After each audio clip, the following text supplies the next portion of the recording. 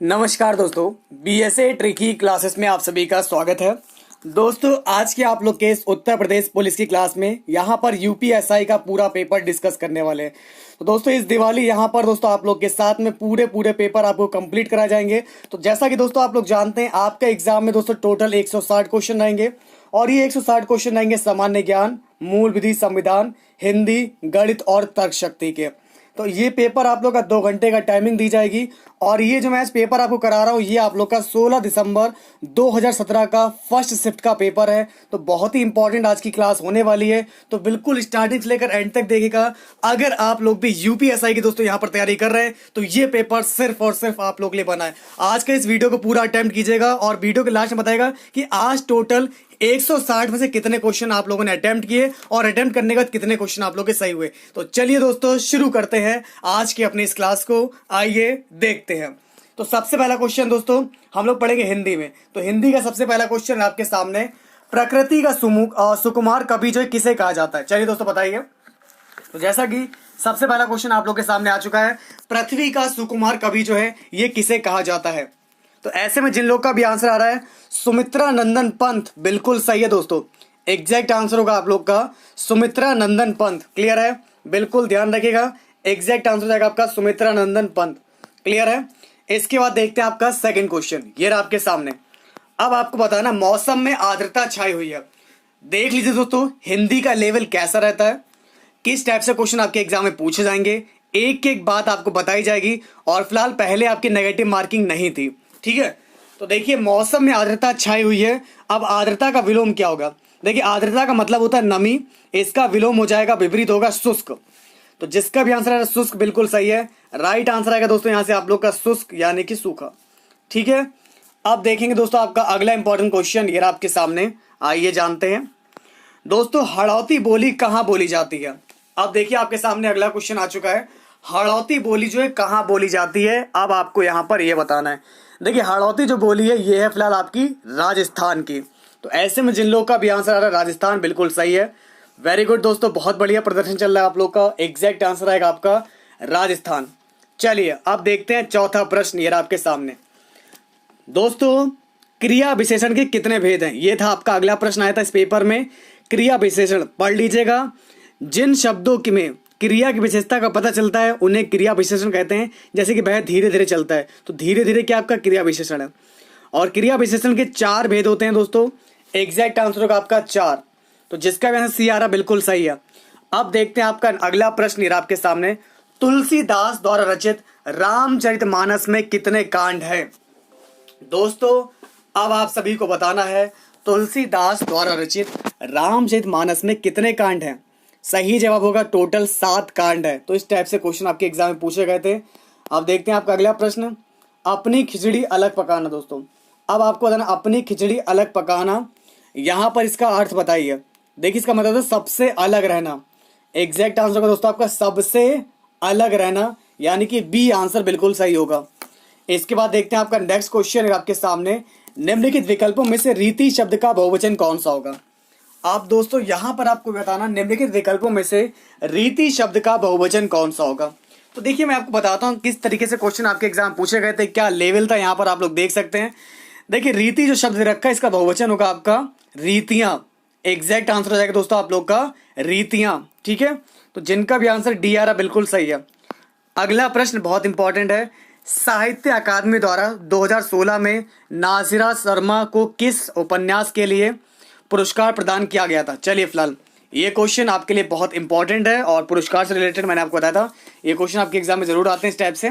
तो साहित्य अकादमी के द्वारा 2016 में नाजिरा शर्मा को पारिजात नामक उपन्यास के लिए पुरस्कार प्रदान किया गया था। तो एग्जैक्ट आंसर होगा दोस्तों यहाँ से आप लोग का पारिजात। ठीक है, इसके बाद देखते हैं आपका नेक्स्ट क्वेश्चन, आपके सामने। मुकुल निम्नलिखित में से किस शब्द का समानार्थी है? दोस्तों, अब देखिए आपका अगला प्रश्न आ चुका है। कोशिश कीजिएगा कि आज 160 में से कम आप लोग 100 क्वेश्चन तक अटेम्प्ट कर पाए। ठीक है, तो मुकुल का जो है निम्नलिखित में से किस शब्द का समानार्थी है? तो एग्जैक्ट आंसर हो जाएगा दोस्तों आप लोग का यहाँ पर 12th क्वेश्चन का, बिल्कुल सही बताया आप लोगों ने, कली। एग्जैक्ट आंसर होगा दोस्तों यहाँ से आप लोग का कली। तो इसका समानार्थी शब्द होगा आपका कली। इसके बाद देखते हैं नेक्स्ट क्वेश्चन, उचित विकल्प से रिक्त स्थान को पूरा कीजिए। दोस्तों रिक्त स्थान की पूर्ति करनी है आप लोग को, यहाँ पर दिया गया है नरेंद्र दामोदर दास मोदी भारत के वर्तमान प्रधानमंत्री हैं। भारत के राष्ट्रपति प्रणब मुखर्जी ने उन्हें 26 मई 2014 को भारत के प्रधानमंत्री पद पर शपथ दिलाई, पद की शपथ दिलाई। तो चलिए फिलहाल दोस्तों बताइए एग्जैक्ट आंसर आपका क्या होगा। देखिए आपको बता दें यहाँ से क्वेश्चन नंबर 13 का जो एग्जैक्ट आंसर आएगा ये आएगा पद की शपथ दिलाई, ठीक है ना। तो जिन लोग का भी आंसर बी आ रहा बिल्कुल सही है, राइट आंसर का दोस्तों पद की शपथ दिलाई। अब देखते हैं आपका नेक्स्ट इंपॉर्टेंट क्वेश्चन, ये आपके सामने, इनमें से कौन सी रचना प्रसिद्ध कथाकार मनु भंडारी की नहीं है। अब देखिए दोस्तों यहाँ पर आपको दिया गया वेरी गुड, इनमें से कौन सी रचना प्रसिद्ध कथाकार मनु भंडारी की नहीं है। देखिए मनु भंडारी की बात करें तो इसके अकॉर्डिंग आपका राइट आंसर आएगा, ये एक सुप्रसिद्ध कहानीकार है, नई नौकरी, अकेली, यही सच है, इन प्रमुख रचनाओं में से एक है। तो दोस्तों यहाँ से आपका आंसर आ जाएगा ऑप्शन डी, पिंजरे की उड़ान। ये फिलहाल इनके नहीं है, तो जिनका भी आंसर डी आ रहा है बिल्कुल सही है। तो इस टाइप से क्वेश्चन आपके एग्जाम में आएंगे। तो कुछ लोगों के यहाँ पर आंसर गलत आ रहे हैं, बाकी लोग ध्यान दीजिएगा, राइट आंसर होगा आपका ऑप्शन डी।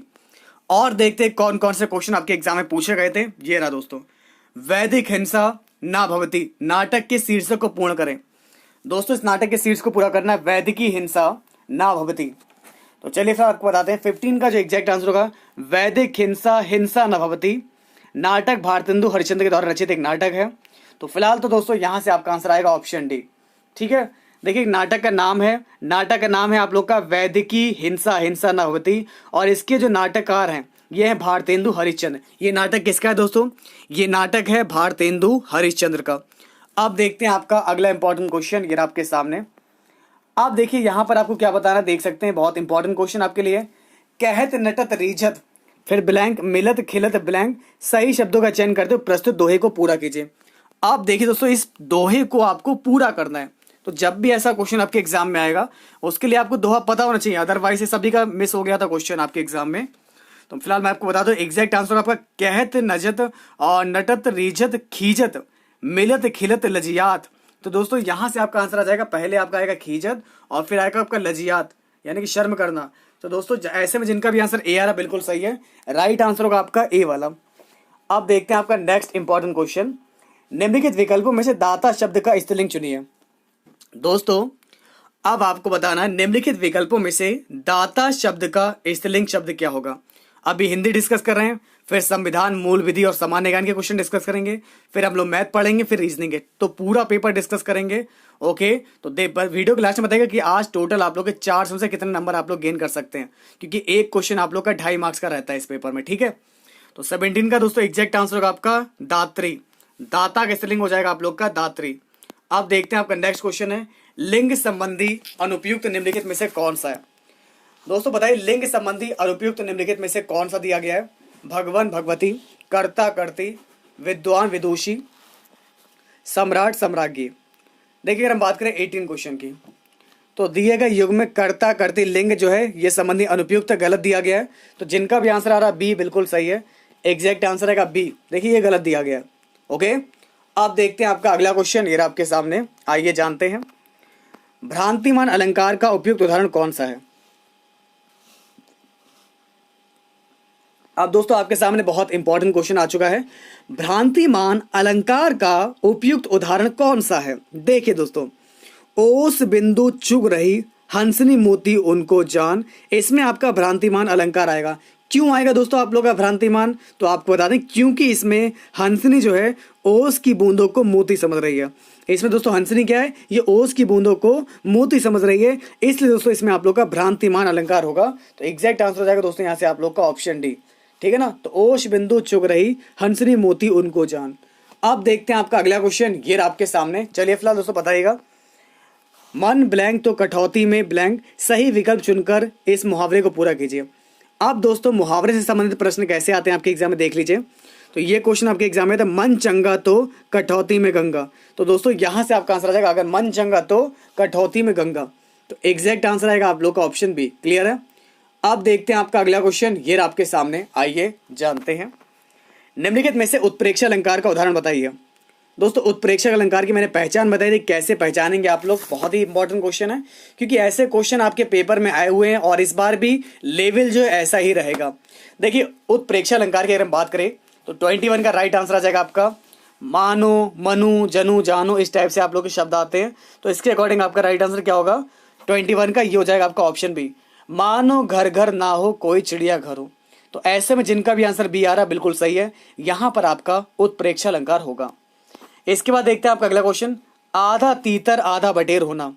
दोस्तों आपको दिया गया यहां पर आधा तीतर आधा बटेर होना, इसका अर्थ बताइए।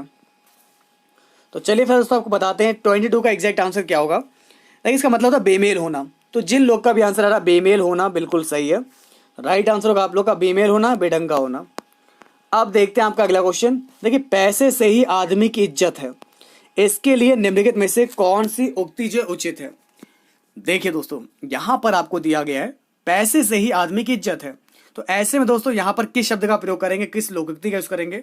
23 एग्जैक्ट आंसर आएगा आपका जर है तो नर नहीं तो खंडहर। तो दोस्तों आपको दिया गया जर है तो नर नहीं तो खंडहर, तो इस लोकोक्ति का अर्थ है पैसे से ही आदमी की इज्जत है। ठीक है ना, जर है तो नर है, नहीं तो खंडहर। समझ गए ना दोस्तों, जर है का मतलब हो गया दोस्तों अगर पैसा है तो आप लोग व्यक्ति है मतलब तो ठीक है, अगर नहीं है तो कोई इज्जत नहीं उसकी। तो ऐसे में जिनका भी आंसर डी आ रहा बिल्कुल सही है, जर है तो नर नहीं तो खंडहर। अब देखते हैं आपका अगला क्वेश्चन आपके सामने, निम्नलिखित वाक्यों में दोस्तों निम्नलिखित वाक्यों में विशेषण संबंधी वाक्य चुनिए। तो चलिए फिर आपको बताते हैं विशेषण संबंधी वाक्य कौन सा है 24 का। वाक्य में संज्ञा अथवा सर्वनाम की विशेषता बताने वाले शब्दों को विशेषण कहते हैं। तो आपको दिया गया है सुनैना अच्छा चित्र बनाती है। तो देखिए यहां पर बिल्कुल सही दिया गया, सुनैना जो है अच्छा चित्र बनाती है। तो जिनका भी आंसर सी आ रहा बिल्कुल सही है, एग्जैक्ट आंसर आएगा आपका सी। अब देखते हैं 25 क्वेश्चन, निम्नलिखित विकल्पों में से दोस्तों ध्यान दीजिए, निम्नलिखित विकल्पों में से दिशा शब्द का बहुवचन कौन सा होगा। देखिए दिशा का बहुवचन बताना है आपको, तो दिशा का हो जाएगा दिशाएं। एग्जैक्ट आंसर होगा आपका ऑप्शन सी दिशाएं। तो इस तरीके से आपके पेपर में क्वेश्चन पूछे गए थे। अब देखते हैं आपका अगला क्वेश्चन दिया गया है, आषाढ़ का एक दिन किसकी रचना है। दोस्तों आपको बताना है आषाढ़ का एक दिन ये किसकी रचना है। देखिए आषाढ़ का एक दिन, आधे अधूरे, लहरों के राजहंस, इनके रचनाकार मोहन राकेश है। तो एग्जैक्ट आंसर होगा दोस्तों 26 का मोहन राकेश। तो बिल्कुल ध्यान रखिएगा, बहुत ही इंपॉर्टेंट क्वेश्चन था। तो ऐसे क्वेश्चन आपके पेपर में आते हैं, लेकिन जब आपके सामने पेपर आता है तो आधे से ज्यादा तो पेपर देख के डर जाते हैं। तो मैं आप लोग को ऐसे ही कंटिन्यू जितने भी प्रीवियस पेपर हैं वो सारे प्रोवाइड कराऊंगा और फिर पूरे पूरे एग्जाम पेपर आप लोग के साथ उसकी प्रैक्टिस कराऊंगा पूरे पूरे पेपर से, जिससे कि आप लोगों को कहीं जाने की जरूरत ही ना पड़े, सारे क्वेश्चन पढ़ेंगे। अब देखते हैं आपका अगला क्वेश्चन आपके सामने, निम्नलिखित में से अनुचित जोड़े को छाटिए। निम्नलिखित में से अनुचित जोड़े को छाटिए। डंके की चोट पर मतलब होता है स्पष्ट शब्दों में, ठीक है ना। जहर की पुड़िया धोखेबाज, ढेर करना हरा देना, तूती बोलना मतलब तो विरक्ति होना। तो देखिए यहाँ पर कौन सा गलत दिया गया है 27 में। एग्जैक्ट आंसर का तूती बोलने का मतलब होता है प्रभावशाली होना। देखिए तूती बोलने का मतलब होता है प्रभावशाली होना। तो 27 का राइट आंसर आएगा आपका ऑप्शन डी। तो ये गलत दिया गया है, विरक्ति होना नहीं होता, तो उसका मतलब होता है प्रभावशाली होना। ठीक है, इसके बाद देखते हैं आपका नेक्स्ट क्वेश्चन आपके सामने, वर्तनी की दृष्टि से अशुद्ध शब्द का चयन करें। दोस्तों वर्तनी की दृष्टि से अशुद्ध शब्द का चयन करें, जल्दी से बताएंगे सभी लोग। एग्जैक्ट आंसर आपका परमार्थ। देखिए परमार्थ नहीं होता आप लोग का, परमार्थ होता है, ठीक है ना। लिखते दोस्तों कैसे हम लोग इसको लिखते हैं परमार्थ, ठीक है ना। तो ऐसे लिखा जाता है दोस्तों, ये गलत दे रखा है। तो फिलहाल यहां से आपका आंसर आ जाएगा ए। इसके बाद देखते हैं आपका नेक्स्ट क्वेश्चन है, दूर दूर तक विस्तृत था हिम स्तब्ध उसी के हृदय समान में कौन सा अलंकार होगा। दूर दूर तक विस्तृत था हिम स्तब्ध उसी के हृदय समान, इसमें कौन सा अलंकार होगा। यहां पर आपका दोस्तों उपमा अलंकार होगा। क्यों होगा, देखिए आपको दिया गया दूर दूर तक विस्तृत था हिम स्तब्ध उसी के हृदय समान, इसमें आपका उपमा अलंकार होगा। जिस जगह दो बिंदुओं में अंतर रहते हुए भी आकृति गुणों की समानता दिखाई जाती है वहां पर आपका उपमा अलंकार होता है। तो ऐसे में जिनका भी आंसर उपमा अलंकार आ रहा बिल्कुल सही है। और इसके बाद देखेंगे हमारा अगला क्वेश्चन, ये रहा आपके सामने, विलोम शब्दों के अनुचित जोड़े की पहचान कीजिए। अब दोस्तों यहां पर आपका अगला क्वेश्चन है विलोम शब्द से। तो किस टाइप से पूछा जा रहा है, क्या लेवल है, यहां से आप लोग देखिए, ध्यान दीजिए दोस्तों। 30 का जो आपका राइट आंसर होगा ये होगा शिष्ट का होता है परिशिष्ट। शिष्ट का जो होता है आप लोग का परिशिष्ट होता है, ये गलत दे रखा है। जबकि आप लोग जानते हैं शिष्ट का क्या होता है, आप लोग का अशिष्ट होता है। तो देखिए मैं आपको बता दूं, देखिए गलती कहां पर है, गलती आपकी दे रखी है यहां पर, परिशिष्ट नहीं होता है, आप लोग का होता है अशिष्ट। शिष्ट का जस्ट उल्टा क्या होता है दोस्तों, आप लोग का अशिष्ट होता है, तो सी वाला आ जाएगा, ठीक है। और देखते हैं किस तरीके से क्वेश्चन आपके एग्जाम में आते हैं। अब देखिए ये क्वेश्चन आपके लिए बहुत इंपॉर्टेंट है, देखिए निज ब्लैंक उन्नति अहे सब ब्लैंक को मूल। तो भारतेंदु हरिश्चंद्र जी की पंक्तियां पूरी करनी है। देखिए दोस्तों पंक्तियां पूरी करनी है, ध्यान दीजिए दोस्तों, यहां पर कोई कहानी नहीं पूछी जा रही है, कोई लेखक नहीं पूछे जा रहे हैं, यहां पर दोस्तों उनकी कहानियां ही पूछ ली जा रही है। मतलब कितना डीपली नॉलेज होनी चाहिए आप लोग के इस यूपीएसआई के पेपर के लिए। और लेवल देख रहे हैं दोस्तों किस तरीके से है। ओके, तो मैं आपको बता दूं 31 का जो आपका राइट आंसर होगा ये होगा आप लोग का निज भाषा उन्नति अहे सब उन्नति को मूल। तो दोस्तों यहां से आपका आंसर आएगा ऑप्शन बी। तो जिसका भी आंसर बी आ रहा है, पहले आपका आएगा भाषा और फिर आएगा आप लोग का उन्नति, ठीक है। पहले आएगा आपका भाषा और फिर आएगा आपको उन्नति। क्लियर है। देखिए अभी जूनियर असिस्टेंट के बारे में, एग्जाम डेट के बारे में कोई भी अपडेट नहीं आई है अलग से। अब देखेंगे आपका अगला क्वेश्चन, ये रहा आपके सामने, पानी शब्द का वचन बताइए। देखिए पानी क्या आपका एक वचन है या फिर बहुवचन है। अगर हम बात करें पानी की, तो पानी जो हमेशा सदा एक वचन में होता है, पानी का प्रयोग जो सदा एक वचन में प्रयोग किया जाता है, ठीक है ना, पानी पीना। तो दोस्तों यहां से आप लोग का राइट आंसर जाएगा सदा एक वचन। 32 का एग्जैक्ट आंसर होगा आपका फर्स्ट वाला। अब देखते हैं आपका अगला क्वेश्चन है आपके सामने, निम्नलिखित में से, दोस्तों ध्यान दीजिए, हेलो एवरीवन, निम्नलिखित में से समानार्थी शब्द का कौन सा जोड़ा सही है। समानार्थी शब्द, अब दोस्तों यहां पर आपको बताना समानार्थी शब्द। तो चलिए दोस्तों बताइए, दांत दंड दे रखा रदन, झंडा ध्वज दे रखा पताका, कमल अम्बुद रखा आप लोग को आप, और चांद राकेश रखा शशि। तो ऐसे में दोस्तों 33 का राइट आंसर हो जाएगा। देखिए कमल के समानार्थी होते हैं, अगर हम बात करें कमल की, देखिए कमल की बात करें तो कमल का समानार्थी शब्द होता है पंकज, नीरज, सरोज, अरविंद, जलज। तो राइट आंसर हो जाएगा दोस्तों यहां से आप लोग का ऑप्शन सी। ये आप लोगों को गलत दिया गया, ठीक है ना। तो कौन सा जोड़ा सही नहीं है, वो है आप लोग का सी वाला। तो जिसका भी सी आ रहा बिल्कुल सही है, ये अंबु आप दे रखे गलत है। अब देखते हैं आपका अगला क्वेश्चन, निम्नलिखित शब्दों का, निम्नलिखित शब्दों में से सही शब्द का चयन करें। अब आप लोग को सही शब्दों का चयन करना है। जब ये क्वेश्चन आपके पेपर में आया था तो दोस्तों कई लोगों ने इसका आंसर बताया भी था, लेकिन कुछ लोग छोड़ भी आए थे। तो 34 का राइट आंसर होगा आपका मृदुल शब्द, बिल्कुल सही है, एग्जैक्ट आंसर आएगा आपका मृदुल। तो फर्स्ट वाला आप लोग का सही दे रखा है, मृदुल जो है आपका ए वाला बिल्कुल सही दिया गया है। इसके बाद देखते हैं आपका नेक्स्ट क्वेश्चन है आपके सामने, प्रधानमंत्री बाढ़ग्रस्त क्षेत्रों का दौरा करेंगे, वाक्य में कौन सा काल है। अब आपका अगला क्वेश्चन है काल से संबंधित, जैसे कि आप लोगों ने पढ़े होंगे काल से रिलेटेड क्वेश्चन आपके एग्जाम में आते हैं। तो क्या पूछा गया था क्वेश्चन, प्रधानमंत्री बाढ़ग्रस्त क्षेत्रों का दौरा करेंगे, करेंगे मतलब हो गया भविष्य। अब भविष्य में दोस्तों कौन सा हो गया, यहां पर आपको यह बताना है। तो फिलहाल दोस्तों आपको बता दें, यहां से 35 का राइट आंसर जाएगा ऑप्शन फर्स्ट, सामान्य भविष्य काल, ठीक है। तो जिसका भी आंसर है सामान्य भविष्य काल, वेरी गुड। अब देखते हैं आपका अगला क्वेश्चन, ये रहा आपके सामने, भारत भारती पुरस्कार। दोस्तों सभी को बताना है, भारत भारती पुरस्कार इनमें से किसको सबसे पहले मिला। वेरी इंपॉर्टेंट क्वेश्चन, मैं आप लोगों को ऐसी प्रैक्टिस कराऊंगा। अभी तो हम लोग पूरा पेपर कंप्लीट करेंगे, फिर बाद में मैं पूरे पेपर भी अलग से कराया करूंगा आपको, ताकि प्रैक्टिस बेस्ट से बेस्ट हो सके और आपको सारे क्वेश्चन पढ़ने को मिल सके। तो 36 का राइट आंसर हो जाएगा आप लोग का महादेवी वर्मा, एग्जैक्ट आंसर होगा आप लोग का महादेवी वर्मा, ध्यान रखिएगा। इसके बाद देखते हैं आपका अगला क्वेश्चन, दोस्तों क्या आप लोग जानते हैं नवनीत शब्द का समानार्थी निम्नलिखित में से कौन सा है। अब दोस्तों आपको बताना है नवनीत शब्द का समानार्थी शब्द कौन सा है।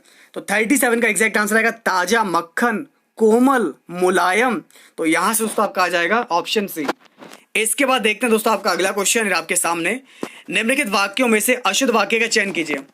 दोस्तों 4 वाक्य आपके सामने दिए गए, ध्यान से देखिए, बिल्कुल ध्यान से, बिल्कुल गौर कीजिए इस पर। 4 वाक्य आपको दिए गए, अशुद्ध वाक्य जो है, गलत वाक्य, वो पहचानना कौन सा है। तो 38 का आपका आ जाएगा वह दंड देने योग्य है।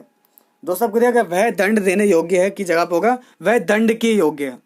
देखिए गलती दोस्तों पता है क्या पर, गलती आपको दिया गया वह दंड देने योग्य है। दोस्तों गलती होगी यहां पर, दंड देने नहीं होगा, वह दंड के योग्य है।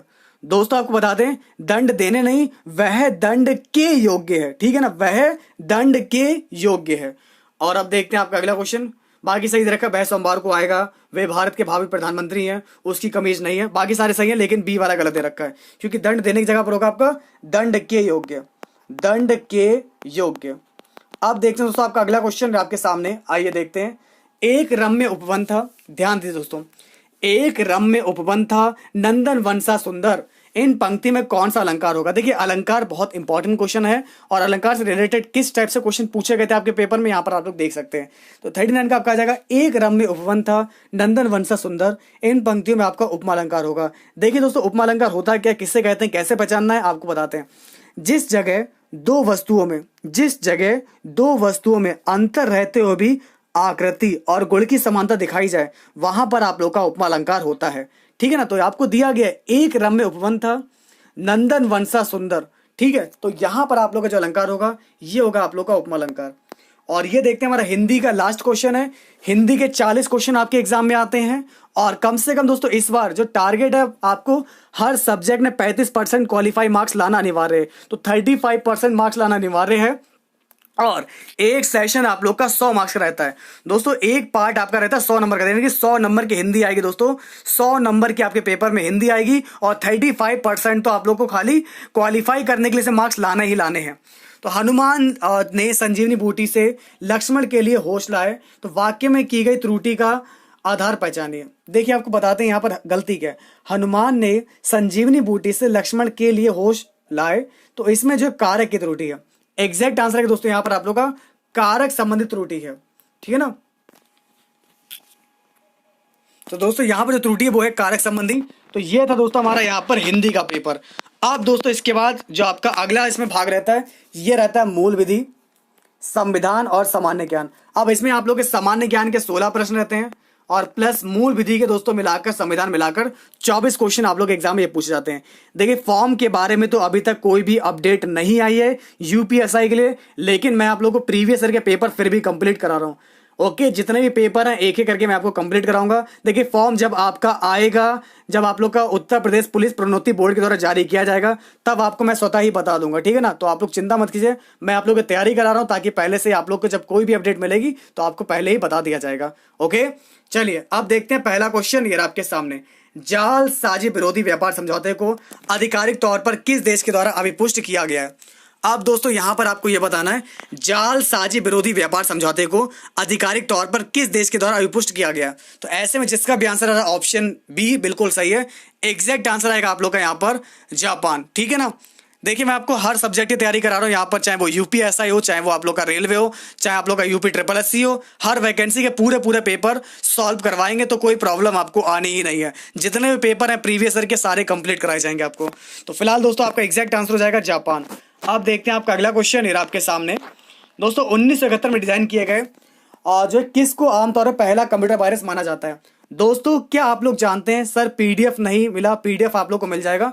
पीडीएफ का लिंक जब एक क्लास खत्म होगी तो मैं पीडीएफ के लिए आप लोग को वीडियो के नीचे डिस्क्रिप्शन लिंक दे दूंगा, वहां से आप लोग पेपर भी डाउनलोड कर सकेंगे आज से, ठीक है।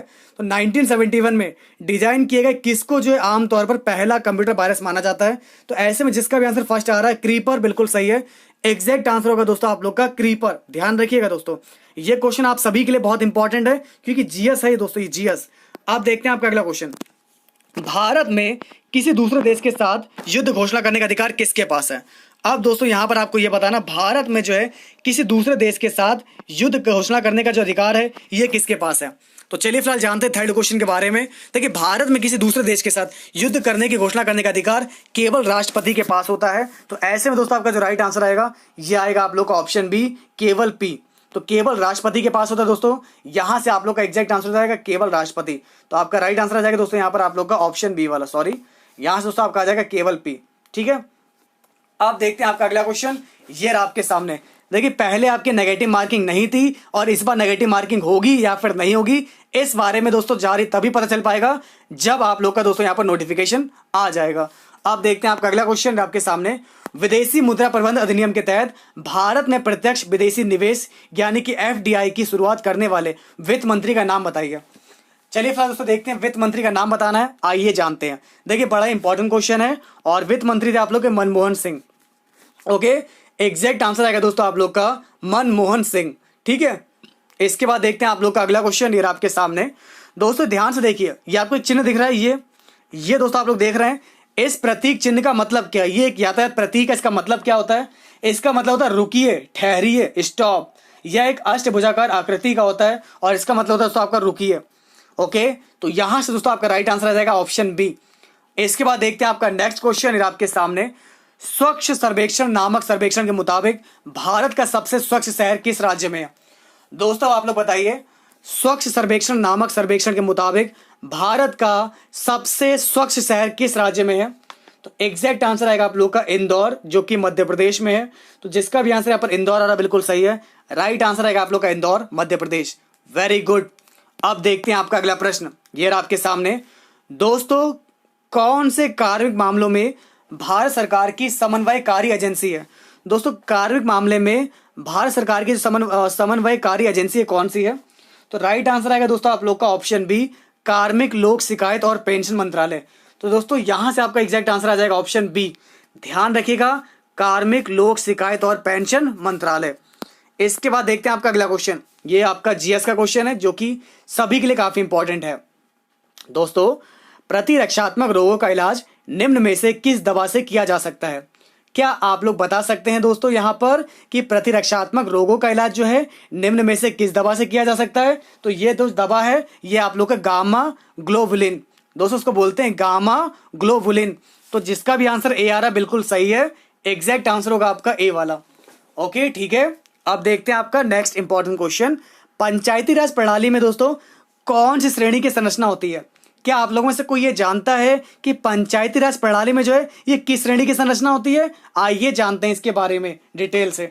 देखिए पंचायती राज प्रणाली, सबसे पहले आपको बता दें पंचायती राज प्रणाली में 3 श्रेणी संरचना होती है। तो पहली बात तो उसका जो आंसर आएगा 3 श्रेणी संरचना होती है। तो भारत में पहली बार प्रधानमंत्री जवाहरलाल नेहरू के द्वारा, दोस्तों हमारे भारत में पहली बार प्रधानमंत्री जवाहरलाल नेहरू के द्वारा राजस्थान के नागौर जिले के बगदरी गांव में 2 अक्टूबर 1959 को पंचायती राज व्यवस्था लागू की गई थी। तो सबसे पहले लागू की गई थी आप लोग का राजस्थान के नागौर जिले में। ओके, इसके बाद देखते हैं आपका अगला क्वेश्चन। अब ये भी पुराना क्वेश्चन है हालांकि, लेकिन मैं आपको बता दे रहा हूं 2017 में निम्न अधिकारों में से किसे मौलिक अधिकार के रूप में मान्य किया गया? तो दोस्तों 10th का एग्जैक्ट आंसर होगा आप लोग का निजता का अधिकार।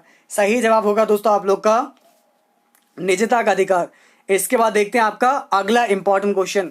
चलिए दोस्तों ध्यान दीजिए, बहुत इंपॉर्टेंट क्वेश्चन है।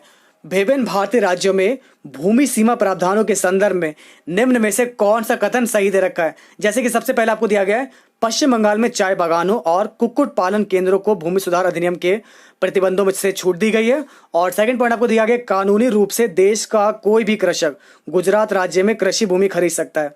अब देखिए 11वें क्वेश्चन की बात करें तो यहाँ पर दोनों ही बातें जो बिल्कुल सच दे रखी है, बिल्कुल सही है। तो जिनका भी आंसर यहाँ पर बी आ रहा है वेरी गुड दोस्तों, सभी के लिए बहुत बढ़िया दोस्तों। तो एग्जैक्ट आंसर है आपका बी वाला। ठीक है, समझ में आ गया दोस्तों, बिल्कुल ये सारी बातें आपके सच दे रखी हैं। आप देखेंगे आपका अगला क्वेश्चन ये आपके सामने। तो देख सकते हैं प्रश्नों का स्तर यही रहेगा, सेम ऐसा ही पेपर का पैटर्न रहने वाला है आपकी यूपीएसआई का। तो अंतरराष्ट्रीय करारों को लागू करने के लिए राज्य सूची में दिए गए विषयों पर संसद द्वारा अधिनियमित कानूनों के उदाहरण निम्नलिखित में से कौन से हैं? तो चलिए दोस्तों बताइए एग्जैक्ट आंसर आपका क्या होगा। जैसा कि आपको दिया गया व्यापार संबंधी बौद्धिक संपदा अधिकार और सेकंड आपको दिया गया अपहरण विरोधी अधिनियम। तो 12th क्वेश्चन का आपका आंसर आएगा ऑप्शन सी, पी और क्यू दोनों। तो दोस्तों यहां से आप लोग आ जाएगा पी और क्यू दोनों। हाँ बिल्कुल दोस्तों, ये यूपीएसआई का पूरा पेपर है और जैसे कि पेपर जो मैं करा रहा हूं ये पेपर आपका 16 दिसंबर 2017 का, जिसको मैं पूरा सॉल्व करवाने वाला हूं। और देखते हैं पेपर का लेवल सेम ऐसा ही रहेगा। और अब की बार जो आपका एग्जाम आएगा वो मानकर चलिए दोस्तों सिंपल तो नहीं आने वाला, इससे भी थोड़ा मॉडरेट रहेगा। ठीक है, सोम ऋग्वैदिक युग के नर देवता किसके देवता थे? दोस्तों अब आपको बताना सोम जो थे ऋग्वैदिक युग के नर देवता, ये किसके देवता थे दोस्तों? ये थे आप लोग के यहाँ पर पौधों के। तो 13 का आपका आंसर आ जाएगा दोस्तों, ये थे फिलहाल पौधों के देवता। तो इसके अकॉर्डिंग यहाँ से आपका आंसर ए दिया गया है। तो सोम ऋग्वैदिक युग के नर देवता पौधों के देवता थे। इसके बाद देखते हैं आपका अगला इंपॉर्टेंट क्वेश्चन, ये रहा आपके सामने। अब आपको बताना चुनाव आयोग के द्वारा, दोस्तों ध्यान दीजिए क्या दिया गया आपको, चुनाव आयोग के द्वारा किए गए चुनावों के खर्च के बारे में निम्नलिखित में से कौन सा कथन सच है? यदि चुनाव केवल संसद के लिए ही आयोजित किए जा रहे हैं तो वह जो है पूरी तरह से केंद्र सरकार द्वारा वहन किया जाता है। और यदि चुनाव केवल राज्य विधानसभा के लिए आयोजित किए जा रहे हैं तो टोटल पूरा खर्चा होता है वो केंद्र सरकार और संबंधित राज्य सरकार के द्वारा समान रूप से वहन किया जाता है। अब दोस्तों बताइए एग्जैक्ट आंसर आपका क्या होगा। यहां पर बात कर रहे हैं चुनाव के खर्चे के लिए। देखिए जब चुनाव होता है चाहे वो केंद्र का हो चाहे वो राज्य का हो, तो ऐसे में दोस्तों कौन सा पॉइंट आपका बिल्कुल सही होगा? तो 14 का दोस्तों आपका जो एग्जैक्ट आंसर आएगा ये आएगा केवल पी वाला सही है दोस्तों, केवल आपका पी सही है क्योंकि अगर केवल संसद के लिए चुनाव हो रहा हो तो उसका पूरा खर्चा जो है केंद्र सरकार के ऊपर होता है। ठीक है, तो ऐसे में दोस्तों इसका आंसर आपको ए दिया गया है। लेकिन आपको बता दें, यदि चुनाव केवल संसद के लिए आयोजित किया जा रहा हो तो पूरा खर्चा केंद्र द्वारा किया जाता है। यदि चुनाव केवल राज्य विधानसभा के लिए आयोजित किया जा रहा है तो व्यय को केंद्र सरकार और संबंधित राज्यों के समान रूप से वहन नहीं किया जाता है। तो ऐसे में दोस्तों आपका जो आंसर आएगा ये आएगा ओनली पी। तो ध्यान रखिएगा। देखिए, गर्ल्स की कट ऑफ के बारे में अभी मुझे पता नहीं है, ध्यान नहीं है मुझे। जब मुझे इसके बारे में पता चल जाएगा मैं आपको बता दूंगा। ठीक है, देख के बता दूंगा मैं। कट ऑफ के बारे में मैंने शायद पहले आपको बताया था। ठीक है, इसके बाद देखते हैं आपका अगला क्वेश्चन है, लोकसभा चुनाव अधिसूचित करने का अधिकार किसके पास है। दोस्तों अब आपको बताना है लोकसभा चुनाव अधिसूचित करने का अधिकार किसके पास है। तो ये किसके पास है दोस्तों, आप लोग जानते ही हैं। एग्जैक्ट आंसर आएगा आपका चुनाव आयोग। सही जवाब होगा आप लोग का चुनाव आयोग। देखिए, प्रैक्टिस इतनी कर लेंगे जब पेपर आप लोग को इजी लगने लगेगा। देखिए, अभी आता नहीं इसलिए आपको हार्ड लग रहा है, लेकिन जब इस टाइप के सारे क्वेश्चन की प्रैक्टिस कर लेंगे तब आपको पेपर इजी लगने लगेंगे। इसलिए अब से मैं जो भी पेपर आपको प्रोवाइड कराऊंगा पूरे पेपर कंप्लीट कराएंगे, जिससे कि प्रैक्टिस जो है आप लोग की बेस्ट से बेस्ट हो सके। ठीक है, अब देखते हैं आपका अगला क्वेश्चन। ये रहा आपके सामने। दोस्तों बताना आपको, भारतीय नौसेना की सेवा में तैनात विमान वाहक INS विक्रमादित्य निम्नलिखित में से किस देश से खरीदा गया था। आप देखिए, ये क्वेश्चन आपके लिए बहुत ही इंपॉर्टेंट है। देखिए, टाइमिंग फिक्स नहीं है। सबसे बड़ी प्रॉब्लम दोस्तों यही है, टाइमिंग फिक्स नहीं है। इसके लिए दोस्तों आप लोग टेलीग्राम ग्रुप को ज्वाइन कर लीजिए। टेलीग्राम ग्रुप को ज्वाइन कर लेंगे, सारी क्लासेस आपको बिल्कुल मिलती रहेंगी टाइम टू टाइम। तो दोस्तों 16 का एग्जैक्ट आंसर आएगा आप लोग का ऑप्शन फर्स्ट वाला, रूस। तो सही जवाब होगा आप लोग का रूस। ठीक है, टोटल 160 क्वेश्चन रहेंगे आपके पेपर में। 40 क्वेश्चन रहेंगे। और इस बार सभी में, जैसा कि हमारी योगी गवर्नमेंट के द्वारा कहा गया है कि 35% क्वालिफाइंग लाना अनिवार्य है, वो भी हर सब्जेक्ट में अलग अलग। इसके बाद देखते हैं नेक्स्ट क्वेश्चन है, कौन सा सस्तन प्रणाली उड़न लोमड़ी के रूप में जाना जाता है। दोस्तों अब आप लोग को यहां पर यह बताना है कौन सा सस्तन प्रणाली उड़न लोमड़ी के रूप में जाना जाता है। तो दोस्तों बताइए एग्जैक्ट आंसर आप लोग का क्या होगा। देखिए 17 का जो एग्जैक्ट आंसर होगा ये होगा आपका ऑप्शन बी, चमगादड़। तो बिल्कुल सही बताना आप लोग, एग्जैक्ट आंसर आएगा आपका चमगादड़। क्लियर है। इसके बाद देखते हैं आपका अगला क्वेश्चन ये आपके सामने। देखिए अब दोस्तों ये काफी इंपॉर्टेंट क्वेश्चन है। देखिए, राज्य के नीति निर्देशक सिद्धांतों के अनुसार निम्न में से कौन सा दायित्व जो है राज्य का दायित्व है। सबसे पहले आपको दिया गया ग्रामीण क्षेत्रों में कुटीर उद्योगों को बढ़ावा देना। ठीक है ना, टेलीग्राम पर आप लोगों को BSA ट्रिकी क्लासेस नाम से मिल जाएगा। ठीक है ना, हाँ बिल्कुल इसी नाम से है। ठीक है ना, जो चैनल का नाम है वही नाम है। और उद्योगों के प्रबंध में श्रमिकों की भागीदारी। तो दोस्तों 18 का एग्जैक्ट आंसर होगा आप लोग का, यहां से ये दोनों ही पॉइंट आपके बिल्कुल सही दे रखे हैं। तो एग्जैक्ट आंसर आएगा आपका डी वाला। ठीक है, अब देखते हैं आपका अगला क्वेश्चन। ये रहा आप सभी के सामने। बिल्कुल इस बार सारे सब्जेक्ट क्वालिफाई करना बिल्कुल जरूरी है। 30 नवंबर 2017 को भारत के केंद्रीय सतर्कता आयुक्त कौन थे। दोस्तों अब आप सभी को यहां पर यह बताना है 30 नवंबर 2017 को भारत के केंद्रीय सतर्कता आयुक्त कौन थे। तो फिलहाल दोस्तों इसके अकॉर्डिंग जो आपका राइट आंसर आएगा 19 का, ये आएगा आप लोग का श्री KB चौधरी। ठीक है, एग्जैक्ट आंसर आएगा आपका श्री KB चौधरी। मैं आज मैथ के क्वेश्चन भी आपको बताऊंगा। कम क्वेश्चन लिए लेकिन सॉलिड क्वेश्चन लिए, जिनको लगाते हो आपको बहुत ही इंटरेस्ट आने वाला है। ओके, डरना नहीं, बस लगाते रहिए, प्रैक्टिस करते रहिए। अब देखते हैं आपका अगला क्वेश्चन है आपके सामने। निम्नलिखित विकल्पों में से कौन सा देश जैव विविधता में समृद्ध है। अब दोस्तों यहां पर आपको बताना है निम्नलिखित में से कौन सा देश। अब ये 20 क्वेश्चन जो है GS और आपके संविधान के हैं। ठीक है,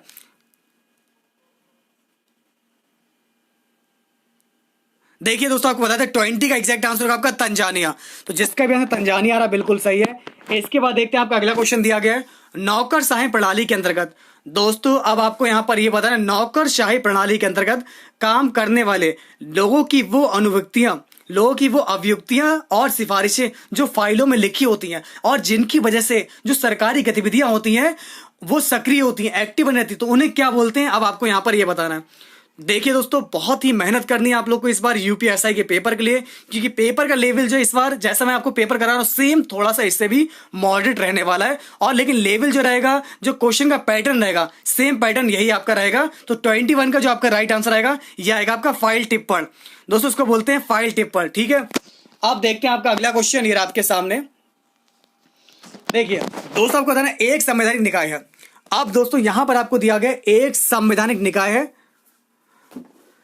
जिससे अनुसूचित जातियों के शोषण के खिलाफ सुरक्षा उपायों को प्रदान करने और उसके सामाजिक, शैक्षणिक, आर्थिक और सांस्कृतिक हितों को बढ़ावा देने और उनकी रक्षा करने के उद्देश्य से स्थापित किया जाता है। देखिए, अगर आप लोग मैथ पढ़ेंगे तो आप लोग को मैथ बिल्कुल पढ़ा दी जाएगी, और सारे वो जो इंपॉर्टेंट क्वेश्चन होते हैं जो आपके एग्जाम में आते ही आते हैं उस टाइप के, तो वो सारे टाइप वाइज आपको कंप्लीट करा दिए जाएंगे, और वो भी थ्रू पेपर के थ्रू ही आपको कंप्लीट करा जाएंगे। तो चिंता मत कीजिए, बस आप लोग तैयारी करते रहिए, जितना भी आप लोगों को बताया जा रहा है उसको फॉलो कीजिए और इसको तैयार करते रहिएगा।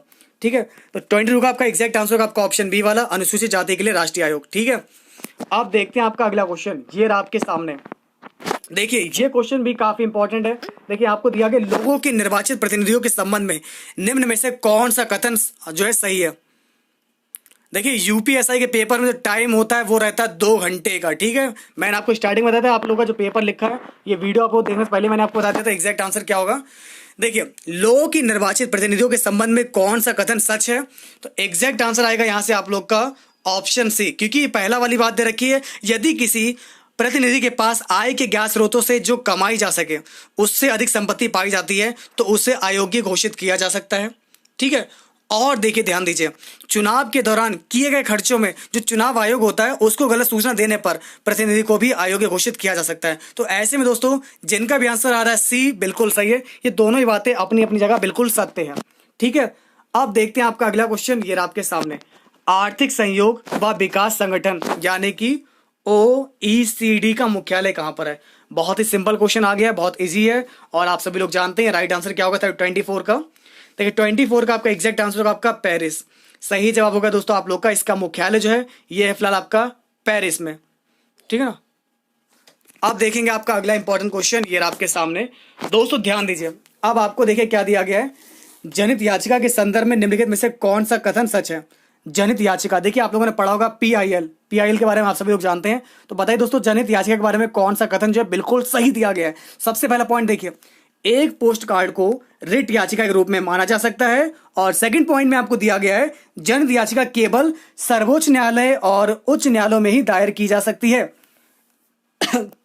देखिए, 25 की अगर हम बात करें तो देखिए यहां पर दोनों ही बातें बिल्कुल सही हैं। जनहित याचिका भारतीय कानून में सार्वजनिक हित की रक्षा के लिए मुकदमे का एक प्रावधान है। यह आवश्यक नहीं है कि पीड़ित पक्ष स्वयं अदालत में जाए, यह किसी भी नागरिक या फिर स्वयं न्यायालय द्वारा पीड़ित के पक्ष में दायर की जा सकती है। तो ऐसे में दोस्तों यहां पर आपका आंसर हो जाएगा बोथ। वेरी गुड, तो आपकी नॉलेज काफी अच्छी है। फिलहाल सभी के आंसर जो लगभग सही आ रहे हैं, तो ये जानकर दोस्तों मुझे अच्छा लग रहा है। फिलहाल आप लोग बस ऐसे ही प्रैक्टिस करते रहिए, तैयारी करते रहिए।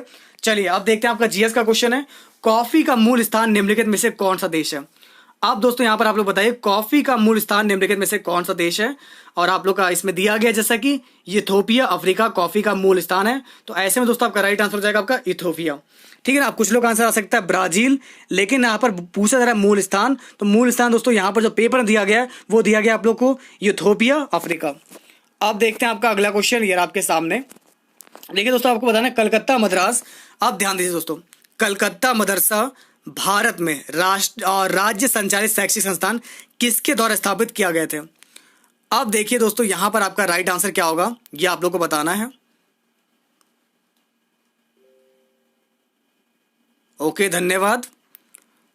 ब्राजील मैंने भी पढ़ा है, लेकिन आप लोग का जैसा कि पेपर है उसके अकॉर्डिंग आंसर आपका ये दिया गया है।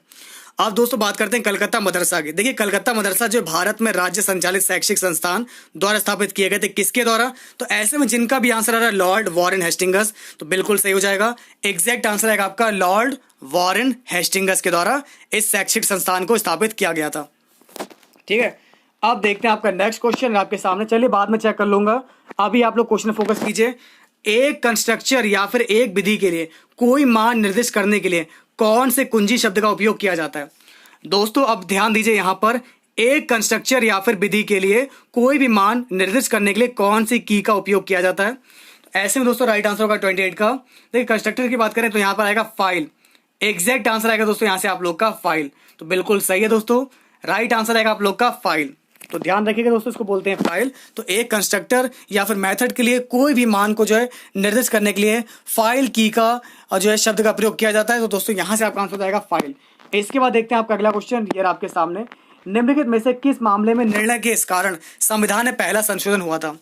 दोस्तों क्या आप लोग जानते हैं निम्नलिखित में से किस मामले में निर्णय के कारण संविधान में पहला संशोधन हुआ था।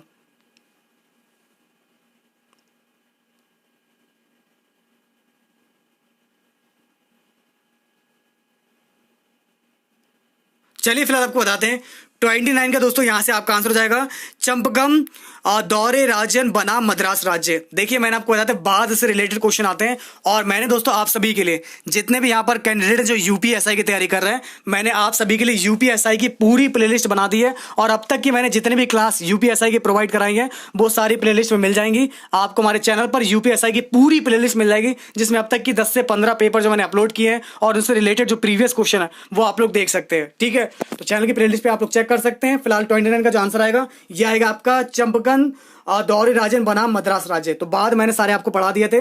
इसके बाद देखते हैं ये रहा आप लोग के सामने दोस्तों, आपको बताना संविधान के आर्टिकल नंबर 17 के तहत दोस्तों अब आप लोग बताइए संविधान के आर्टिकल नंबर 17 के तहत किसी व्यक्ति को प्राप्त होने वाले नागरिक अधिकार जो किससे संबंधित है। तो दोस्तों आपको बता दें एग्जैक्ट आंसर होगा आप लोग का 30 का ऑप्शन बी अस्पृश्यता का उन्मूलन। जी दोस्तों बिल्कुल इसका एग्जैक्ट आंसर होगा आपका अस्पृश्यता यानी कि छुआछूत का उन्मूलन करना। इसके बाद देखते हैं आपका नेक्स्ट क्वेश्चन है भारतीय दंड संहिता आईपीसी, बहुत इंपॉर्टेंट है, एक दो क्वेश्चन इससे भी आएंगे। तो दोस्तों आपको बता दें आईपीसी की धारा 53 जो किस विषय से संबंधित है। देखिए अभी इसके फॉर्म ही नहीं आए, जब तक फॉर्म नहीं आएंगे जब तक कोई भी अपडेट नहीं है इसके बारे में। देखिए आपको बता दें भारतीय दंड संहिता की धारा 53 का विषय क्या है। 31 का आपका एग्जैक्ट आंसर हो जाएगा आप लोग का। देखिए आईपीसी के सेक्शन 53 के संबंध में जो है इसके अंदर कठोर श्रम के साथ आजीवन कारावास का प्रावधान किया गया है। तो सही जवाब है आप लोग का कठोर श्रम के साथ आजीवन कारावास का। तो जिसका भी आंसर डी आ रहा बिल्कुल सही है। दंड है, कैसे दंड है, दंड में बताया दोस्तों कठोर श्रम के साथ वो भी आजीवन कारावास का प्रावधान है। अब देखते हैं आपका अगला क्वेश्चन आपके सामने। देखिए दोस्तों ये आप लोग का अगला क्वेश्चन है किसी एक देश में मानव अधिकारों को बढ़ावा देने तथा उनकी सुरक्षा और निगरानी करने के लिए प्रशासनिक निकायों द्वारा स्थापित राष्ट्रीय मानव अधिकार संस्थानों का एक वैश्विक तंत्र कौन सा है। अब आपको यहां पर यह बताना है। अब ध्यान से देखिए, पहली बात तो क्वेश्चन बहुत इंपॉर्टेंट है और इसके बारे में पूरी जानकारी आपको दे दूं।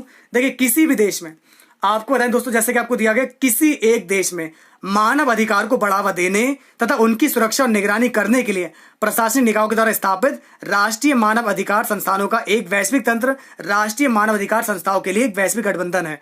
तो ऐसे में दोस्तों जिनका भी आंसर आ रहा है ए बिल्कुल सही है। एग्जैक्ट आंसर होगा आप लोग का एक राष्ट्रीय गठबंधन है। ठीक है, अब देखते हैं आपका अगला क्वेश्चन आपके सामने। आइए जानते हैं भारत और सिंगापुर के बीच दोस्तों देखिए यहां पर क्या दिया गया। भारत और सिंगापुर के बीच किए गए संयुक्त नौसैनिक अभ्यास को निम्नलिखित में से कौन सा नाम दिया गया है।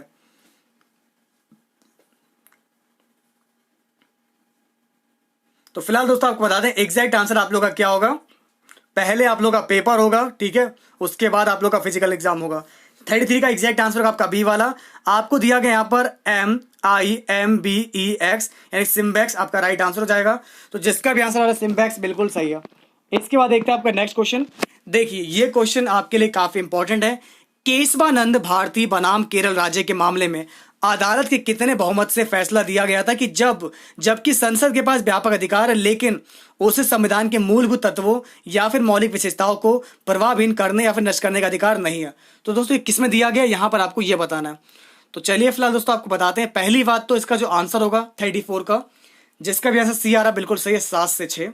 देखिए आपको बताते हैं केशवानंद भारती बनाम केरल राज्य के मामले में अदालत ने कुल 7 से 6 बहुमत से फैसला दिया था, 7/6 से। तो 24 अप्रैल 1973 को चीफ जस्टिस सीकरी और उच्चतम न्यायालय के 12 अन्य न्यायाधीशों ने न्यायिक इतिहास का एक महत्वपूर्ण निर्णय दिया था।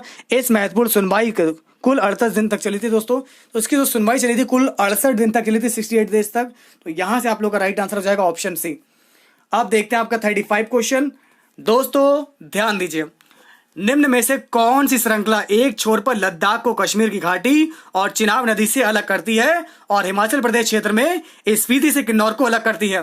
तो ऐसे में दोस्तों आपका राइट आंसर क्या होगा 35 का, जिसका भी आंसर आ रहा है जास्कर श्रृंखला, बिल्कुल सही है दोस्तों। एग्जैक्ट आंसर होगा आपका जास्कर श्रृंखला।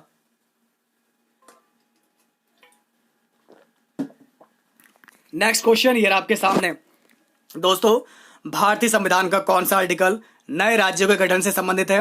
नए राज्यों के गठन से संबंधित है कौन सा आर्टिकल, आप लोग को बता दें। देखिए 38 क्वेश्चन है आप लोग के सामने आ चुका है और इसका राइट आंसर होगा आप लोग का अनुच्छेद 22। तो बिल्कुल सही बता रहे हैं दोस्तों। भारतीय संविधान के आर्टिकल नंबर 22 में नए राज्यों के गठन के संबंध की चर्चा की गई है और इस अनुच्छेद में कहा गया है कि राज्य का नाम, क्षेत्र, सीमा परिवर्तन का अधिकार संसद को है, परंतु संसद जो इसे संविधान में वर्णित नियमों से ही कार्यान्वित करेगी। तो जिनका भी आंसर आ रहा है दोस्तों धारा 22 और सॉरी आर्टिकल नंबर 22 बिल्कुल सही है। एग्जैक्ट आंसर आएगा आप लोग का 22। क्लियर है? चलिए अब देखते हैं आपका अगला क्वेश्चन। फिलहाल दोस्तों आपको जो आंसर है ये आपका दिया गया है 22 में दिया गया नए राज्यों के गठन के संबंध में चर्चा की गई है। ठीक है, इसके बाद देखते हैं आप लोग का अगला क्वेश्चन है आपके सामने। अब देखिए दोस्तों यहाँ पर आपको क्या दिया गया है, केंद्र राज्य संबंधों में सुधार की सिफारिशों के लिए 1970 में। दोस्तों यहाँ पर आप लोग देखिए वो आप लोग जो बता रहे हैं आर्टिकल नंबर 3 उसमें आप लोग का अलग है, ध्यान से देखिएगा, पढ़िएगा, फिर मुझे बताइएगा। केंद्र और राज्य संबंधों में सुधार की सिफारिशों के लिए 1970 में तमिलनाडु सरकार द्वारा 3 सदस्यीय समिति के प्रमुख रूप से किसे नियुक्त किया गया था। अब आप लोग को यहाँ पर यह बताना है। चलिए मैं चेक कर लूंगा। अभी आप लोग आए 39 क्वेश्चन पर। 39 का एग्जैक्ट आंसर आएगा आप लोग का पी.वी. राजा मन्नार। ठीक है, जिनका भी आंसर यहाँ से ए आ रहा बिल्कुल सही है। दोस्तों ये आर्टिकल नंबर 356 से रिलेटेड है, ये जो बाद में आपको बता रहा हूं। तो केंद्र राज्य संबंधों के सुधार की सिफारिशों के लिए 1970 में तमिलनाडु सरकार के द्वारा 3 सदस्यीय समिति के प्रमुख के रूप में पी.वी. राजा मन्नार को नियुक्त किया गया था। तो ऐसे में दोस्तों जिनका भी आंसर आ रहा है ये आ रहा है आप लोग का फर्स्ट वाला। ठीक है ना, क्लियर है, कोई डाउट तो नहीं है। अब देखते हैं आपका अगला क्वेश्चन, ये रहा आप लोग के सामने। दोस्तों अब आपको बताना आयकर अधिनियम के तहत, ये हमारा लास्ट क्वेश्चन है इसका संविधान मूल विधि का। ठीक है, अब दोस्तों यहां पर आपको बताना है आयकर अधिनियम के तहत स्लैब चालित कर दरों के अलावा किसी व्यक्ति के लिए आयकर पर कौन से अन्य शुल्क लगाए जाते हैं। हो सकता है दोस्तों वो आप लोग का क्वेश्चन जो आपको दिया गया 38, क्योंकि इसमें आप लोग का डाउट लग रहा है, तो डाउट लगना सही भी है, क्योंकि आप लोग का देखिए जो राज्यों में परिवर्तन है, नाम में परिवर्तन है, ये आप लोग का 1, 2, 3 में जो है इसका प्रावधान किया गया है, तो बिल्कुल हो सकता हो, लेकिन यहाँ पर जो है 22 दिया गया है, तो यहाँ पर इसका आंसर गलत होगा, बाकी आप लोग का सही हो सकता है। अब देखते हैं आपका अगला क्वेश्चन। दोस्तों ध्यान दीजिए, आयकर अधिनियम के तहत, अब ध्यान देना आप लोग को, आयकर अधिनियम के तहत स्लैब चालित कर दरों के अलावा किसी व्यक्ति के लिए आयकर पर कौन से अन्य शुल्क लगाए जाते हैं। चलिए फिलहाल जानते हैं इसके बारे में। देखिए आयकर अधिनियम के तहत अगर हम बात करें स्लैब चालित कर के बारे में, तो ये होता है क्या, देखिए स्लैब चालित कर दरों के अलावा किसी व्यक्ति के लिए आयकर पर प्राथमिक शिक्षा उपकर तथा माध्यमिक और उच्च शिक्षा के उपकर लगाए जाते हैं। तो ऐसे में जिनका भी आंसर आ रहा है ए वाला बिल्कुल सही है। दोस्तों राइट आंसर आपका देखिए प्राथमिक शिक्षा पर उपकर, माध्यमिक और उच्च शिक्षा पर जो उपकर लगते हैं इसको बोलते हैं स्लैब कर। तो राइट आंसर होगा यहाँ से आप लोग का फर्स्ट वाला। तो ये था दोस्तों पूरा पेपर यहाँ पर संविधान का। ठीक है ना, अब देखते हैं आपका अगला क्वेश्चन, ये रहा आपके सामने। तो दोस्तों हम लोगों ने पढ़ लिया हिंदी, ठीक है ना, हिंदी, संविधान, मूल विधि, सामान्य ज्ञान, सारे क्वेश्चन पढ़ लिए। अब दोस्तों इसके बाद आपका पेपर में आती है मैथ। मैथ के क्वेश्चन कैसे रहते हैं दोस्तों, यहां पर ये रहे। चलिए दोस्तों अब बात करते हैं संख्यात्मक एवं मानसिक योग्यता परीक्षण की। सबसे पहला क्वेश्चन ये रहा आपके सामने, और अब आप सभी को यहां पर लगाकर दिखाना है, बहुत ही इंपॉर्टेंट क्वेश्चन है। और चलिए फिलहाल 1 मिनट का मैं यहां पर देता हूं क्वेश्चन को लगाने के लिए टाइम, इतना समय आप लोग के लिए पर्याप्त रहेगा। ठीक है, तो लगाकर दिखाई दोस्तों, बताइए यहां से एग्जैक्ट आंसर आपका क्या होगा, ए होगा, बी होगा, सी होगा दोस्तों, या फिर आप लोग का डी होगा। तो चलिए फिलहाल दोस्तों आपको लगाकर दिखाते हैं, आपको देखिए दिया क्या गया है। ध्यान से देखिए दोस्तों क्वेश्चन को, बहुत अच्छा क्वेश्चन आपके लिए है। ये रहा आपका सामने पहला क्वेश्चन। ठीक है, 2 पाइप ए और बी एक टैंक को क्रमशः 5 घंटे और 10 घंटे में भर सकते हैं। अब 2 पाइप है दोस्तों आप लोग के ए और बी, ये एक टैंक को क्रमशः 5 घंटे और 10 घंटे में भर सकते हैं। तो एक पाइप हमारा ए है, दूसरा पाइप बी है, ये भर सकता है 5 घंटे में, दूसरा भर सकता है 10 घंटे में। एक पाइप सी है, ठीक है, जो कि 20 घंटे में टैंक को खाली कर सकता है, ये जो 20 घंटे में खाली कर सकता है। यदि सभी पाइप एक ही समय खोले जाएं तो टैंक भरने में कितना समय लगेगा। तो चलिए बताइए दोस्तों टैंक भरने में कितना समय लगेगा। अब एलसीएम हमारा आ जाएगा दोस्तों 20, कितना तक 20 आ जाएगा, 5 चौक 20, 10 दूनी 20, 20 एकम 20। अगर ये तीनों लोग साथ में चल रहे हैं तो 4 2 6, 6 में से गया 5, 5 से कर देंगे डिवाइड, 5 चौका 20। तो टंकी भरने में दोस्तों कितना समय लगेगा, यहाँ पर 4 घंटे का समय लगेगा। तो जिसका भी आंसर 4 घंटे आ रहा है बिल्कुल सही है। एग्जैक्ट आंसर आएगा दोस्तों आपका 4 घंटे का। Very good. तो ऐसा क्वेश्चन आएगा आपके एग्जाम में मैथ में। अब जिसे मैथ में प्रॉब्लम आती है तो प्रैक्टिस कर लीजिए दोस्तों, क्वेश्चन को लगाने का तरीका सीख लीजिए। अब देखते हैं आपका अगला क्वेश्चन। चलिए इसको लगाने का शॉर्टकट मेथड क्या है अभी मैं आपको बताऊंगा। सबसे पहले मैं आपसे जानना चाहता हूं इसका राइट आंसर क्या आएगा। एक निश्चित राशि पर पहले 2 वर्षों के लिए साधारण ब्याज और चक्रवृद्धि ब्याज के बीच का अंतर दे रखा है 1280। इन दोनों मामलों में ब्याज की दर दे रखी है 25%। तो मूलधन ज्ञात कीजिए दोस्तों, मूलधन ज्ञात कीजिए। बहुत सिंपल क्वेश्चन है। देखिए फॉर्मूला क्या लगता है आपको बता दें, बेसिक ही क्वेश्चन है। देखिए आपको दिया गया यहाँ पर साधारण ब्याज और चक्रवृद्धि ब्याज के बीच अंतर। देखिए CI और SI बराबर दोस्तों आप लोग का होता है PR/100 अपॉन में दोस्तों मल्टीप्लाई में हो जाएगा स्क्वायर, ठीक है ना। ये फॉर्मूला होता है दोस्तों आप लोग का CI माइनस SI, इन दोनों का अंतर 2 वर्षों का बराबर P और ब्रैकेट में होता है आप लोग का R/100 का होल ऑफ स्क्वायर। अब अंतर दे रखा है आपको 1280, तो दोस्तों यहाँ पर इसकी जगह क्या आ जाएगा आप लोग का 1280 आ जाएगा। समझते रहिएगा दोस्तों, यहाँ पर आपका आ जाएगा 1280 बराबर, अब P आपको निकालना है, P निकालना है दोस्तों, P लिख लिया ऐसे ही। और यहाँ पर R दे रखा है आपको 25/100 यानी कि 1/4, ऊपर लगा स्क्वायर तो आ जाएगा 1/16। अब 16 की मल्टीप्लाई कर देंगे 1280 की, तो दोस्तों यहाँ से आपका आंसर कितना आ जाएगा, ये आ जाएगा दोस्तों आपका 20,480। तो जिसका भी आंसर डी आ रहा है वेरी गुड, एग्जैक्ट आंसर आएगा आपका 20,480। ठीक है, समझ में आ गया। अब देखते हैं आपका अगला क्वेश्चन, ये रहा आपके सामने। यदि एक संख्या का 50% किसी अन्य संख्या का 1/3 है और इन दोनों संख्याओं का अंतर जो है 7 है, तो इन संख्याओं का गुणनफल क्या होगा, ये आपको बताना है। तो ऐसे क्वेश्चन मैथ में पूछे गए थे, बहुत हार्ड नहीं आता है। CGL का मैथ का पेपर देखिएगा और फिर UPSI का मैथ का देखेंगे तो आपको बहुत ईजी लगेगा। ठीक है, यदि एक संख्या का 50% किसी अन्य संख्या का 1/3 है। अब देखिए आपको क्या दिया गया है, किसी एक संख्या का 50%, हमने माने दोस्तों हमारी संख्या कौन सी होगी, ये मान लिया y बराबर किसी संख्या का 50% जो है अन्य संख्या का 1/3 है। अब दिया गया इन दोनों संख्याओं को अंतर दे रखा है 7, आपको अंतर 7 दे रखा है। पहले सॉल्व कर लेंगे यहाँ से दोस्तों, सॉल्व करने पे क्या आ जाएगा आपका, यहाँ से आ जाएगा हमारा x/y बराबर जाएगा 2/3। तो दोस्तों हमारा आ जाएगा y/x, सॉल्व करने पे आ जाएगा हमारा 2/3। अब इन दोनों का अंतर दे रखा है दोस्तों यहाँ पर 7, तो 1 बराबर दे रखा है 7, ठीक है ना। तो ये हो जाएगा दोस्तों आपका 14 और ये हो जाएगा दोस्तों आपका 21। फिलहाल तो आप लोगों को यहाँ पर गुणनफल बताना है, तो 21 और 14 का गुणनफल क्या होगा आप लोग का, 21 × 14। तो जिसका भी यहाँ पर मल्टीप्लाई करने पे आ रहा है 294, बिल्कुल सही है दोस्तों, राइट आंसर हो जाएगा आपका 294। ठीक है, समझ में आ गया सभी को। अब देखते हैं आपका अगला क्वेश्चन, ये आपके सामने। एक बोतल में 40 लीटर शुद्ध शराब है।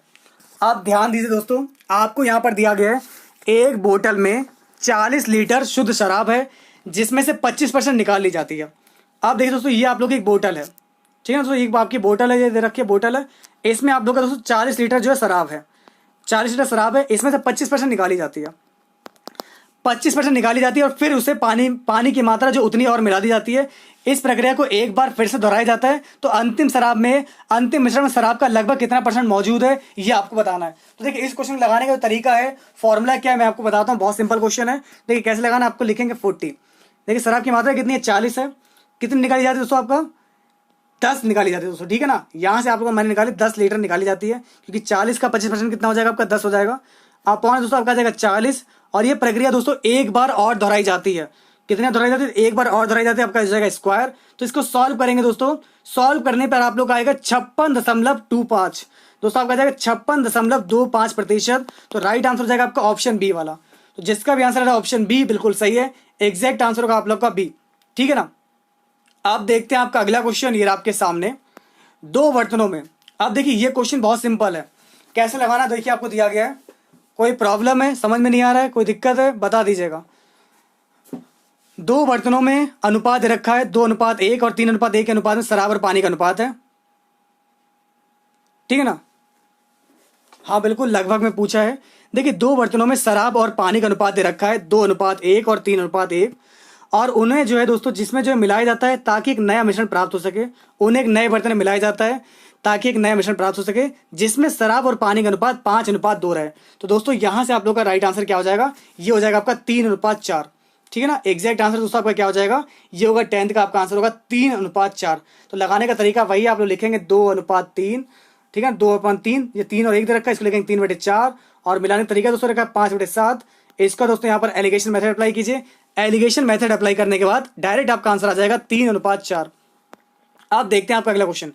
नीचे दिए गए समीकरण में x का मान क्या होगा, अब आपको यहाँ पर यह बताना है। तो जल्दी से बताएंगे दोस्तों आप लोग, नीचे दिए गए समीकरण में x का मान क्या होगा, 3 × 6 का स्क्वायर × 2 का स्क्वायर अपॉन रखा है 12 का स्क्वायर। तो x की वैल्यू क्या होगी, ये आप लोग को फाइंड आउट करना है। तो चलिए दोस्तों बताइए यहाँ से क्या आ जाएगा आप लोग का आंसर। देखिए दोस्तों यहाँ पर आपका दिया गया है 6 और 12 दे रखा है, तो सॉल्व करने पे दोस्तों आपका क्या बचेगा, 6 से 6 कैंसिल हो जाएगा, 2 से 2 कैंसिल हो जाएगा, ठीक है ना। जब सॉल्व पूरा कर लें तो केवल आपका क्या बचेगा, केवल आपका 3 बचेगा। तो देखते देखते आप लोग का ये पूरा इससे कट जाएगा और सीधे आप लोग का जो आंसर आएगा ये आएगा सिर्फ 3। तो जिनका भी आंसर 3 आ रहा है बिल्कुल सही है दोस्तों, राइट आंसर हो जाएगा आपका ऑप्शन ए वाला। क्लियर है, चलिए फिलहाल आप देखते हैं आपका अगला क्वेश्चन। तो मैथ बहुत हार्ड नहीं थी, मैथ के क्वेश्चन बड़े सिंपल पूछे गए थे इस पेपर में, और ये पेपर आपका 16 दिसंबर 2017 का है। नीचे दिए गए समीकरण में x का मान ज्ञात कीजिए। आपको दिया गया 100 का 16% इंटू 8 का 100% इंटू 128 बराबर 2 की पावर x। तो x का मान क्या होगा दोस्तों, ये आपको बताना है। तो चलिए फिर आपको बताते हैं एग्जैक्ट आंसर क्या आएगा। देखिए आपको दिया गया 100 का 16%, तो लिख लेंगे दोस्तों यहाँ पर 100 का 16%, ठीक है ना। मल्टीप्लाई में दे रखा है आपको 16 का 8%, तो लिख रहा है दोस्तों यहाँ पर 16 का 8 का 100%, तो लिख लेंगे दोस्तों 8 का 100%। फिर आपको दिया गया मल्टीप्लाई में 128 बराबर आपको दिया गया 2x, ठीक है ना। अब देखिए आगे सॉल्व करते हैं। देखिए यहाँ से 100 से 100 कट जाएगा, ये 100 से 100 कट जाएगा, यहाँ बचेगा 16, ये बचा आपका 8 और यहाँ बचा आप लोग का 128, ठीक है ना। तो ये हो जाएगा 16 2 की पावर 4, 16 हो जाएगा 2 की पावर 4, 8 हो जाएगा 2 की पावर 3 और 128 जो है ये हो जाएगा 2 की पावर 7। गुणा में घाते जुड़ जाती हैं दोस्तों, गुणा में घाते जुड़ जाती हैं। तो 7 3 10 4 14, तो ये हो जाएगा दोस्तों 2 की पावर 14, 2 की पावर 14 बराबर हो जाएगा 2 की पावर x। तो x बराबर दोस्तों आपका क्या आ जाएगा 14 आ जाएगा। तो जिसका भी आंसर 14 आ रहा है बिल्कुल सही है। एग्जैक्ट आंसर आएगा आप लोग का 14, ठीक है।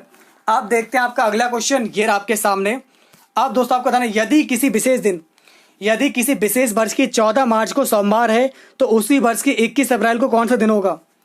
अब दोस्तों ध्यान दीजिए, अगर दोस्तों एक साल आपको दिया गया 14 मार्च को दिया गया सोमवार है तो 21 अप्रैल को कौन सा दिन होगा, यहां पर आपको यह बताना है।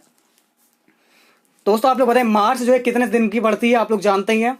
देखिए 14 मार्च से लेकर 21 अप्रैल के बीच टोटल दिनों की जो संख्या होगी, 17 दिन आप लोग के इधर मार्च में बचे और उधर 21 दिन आप लोग के वो बचे, तो इनको जोड़ेंगे हमारा आ जाएगा 38 दिन।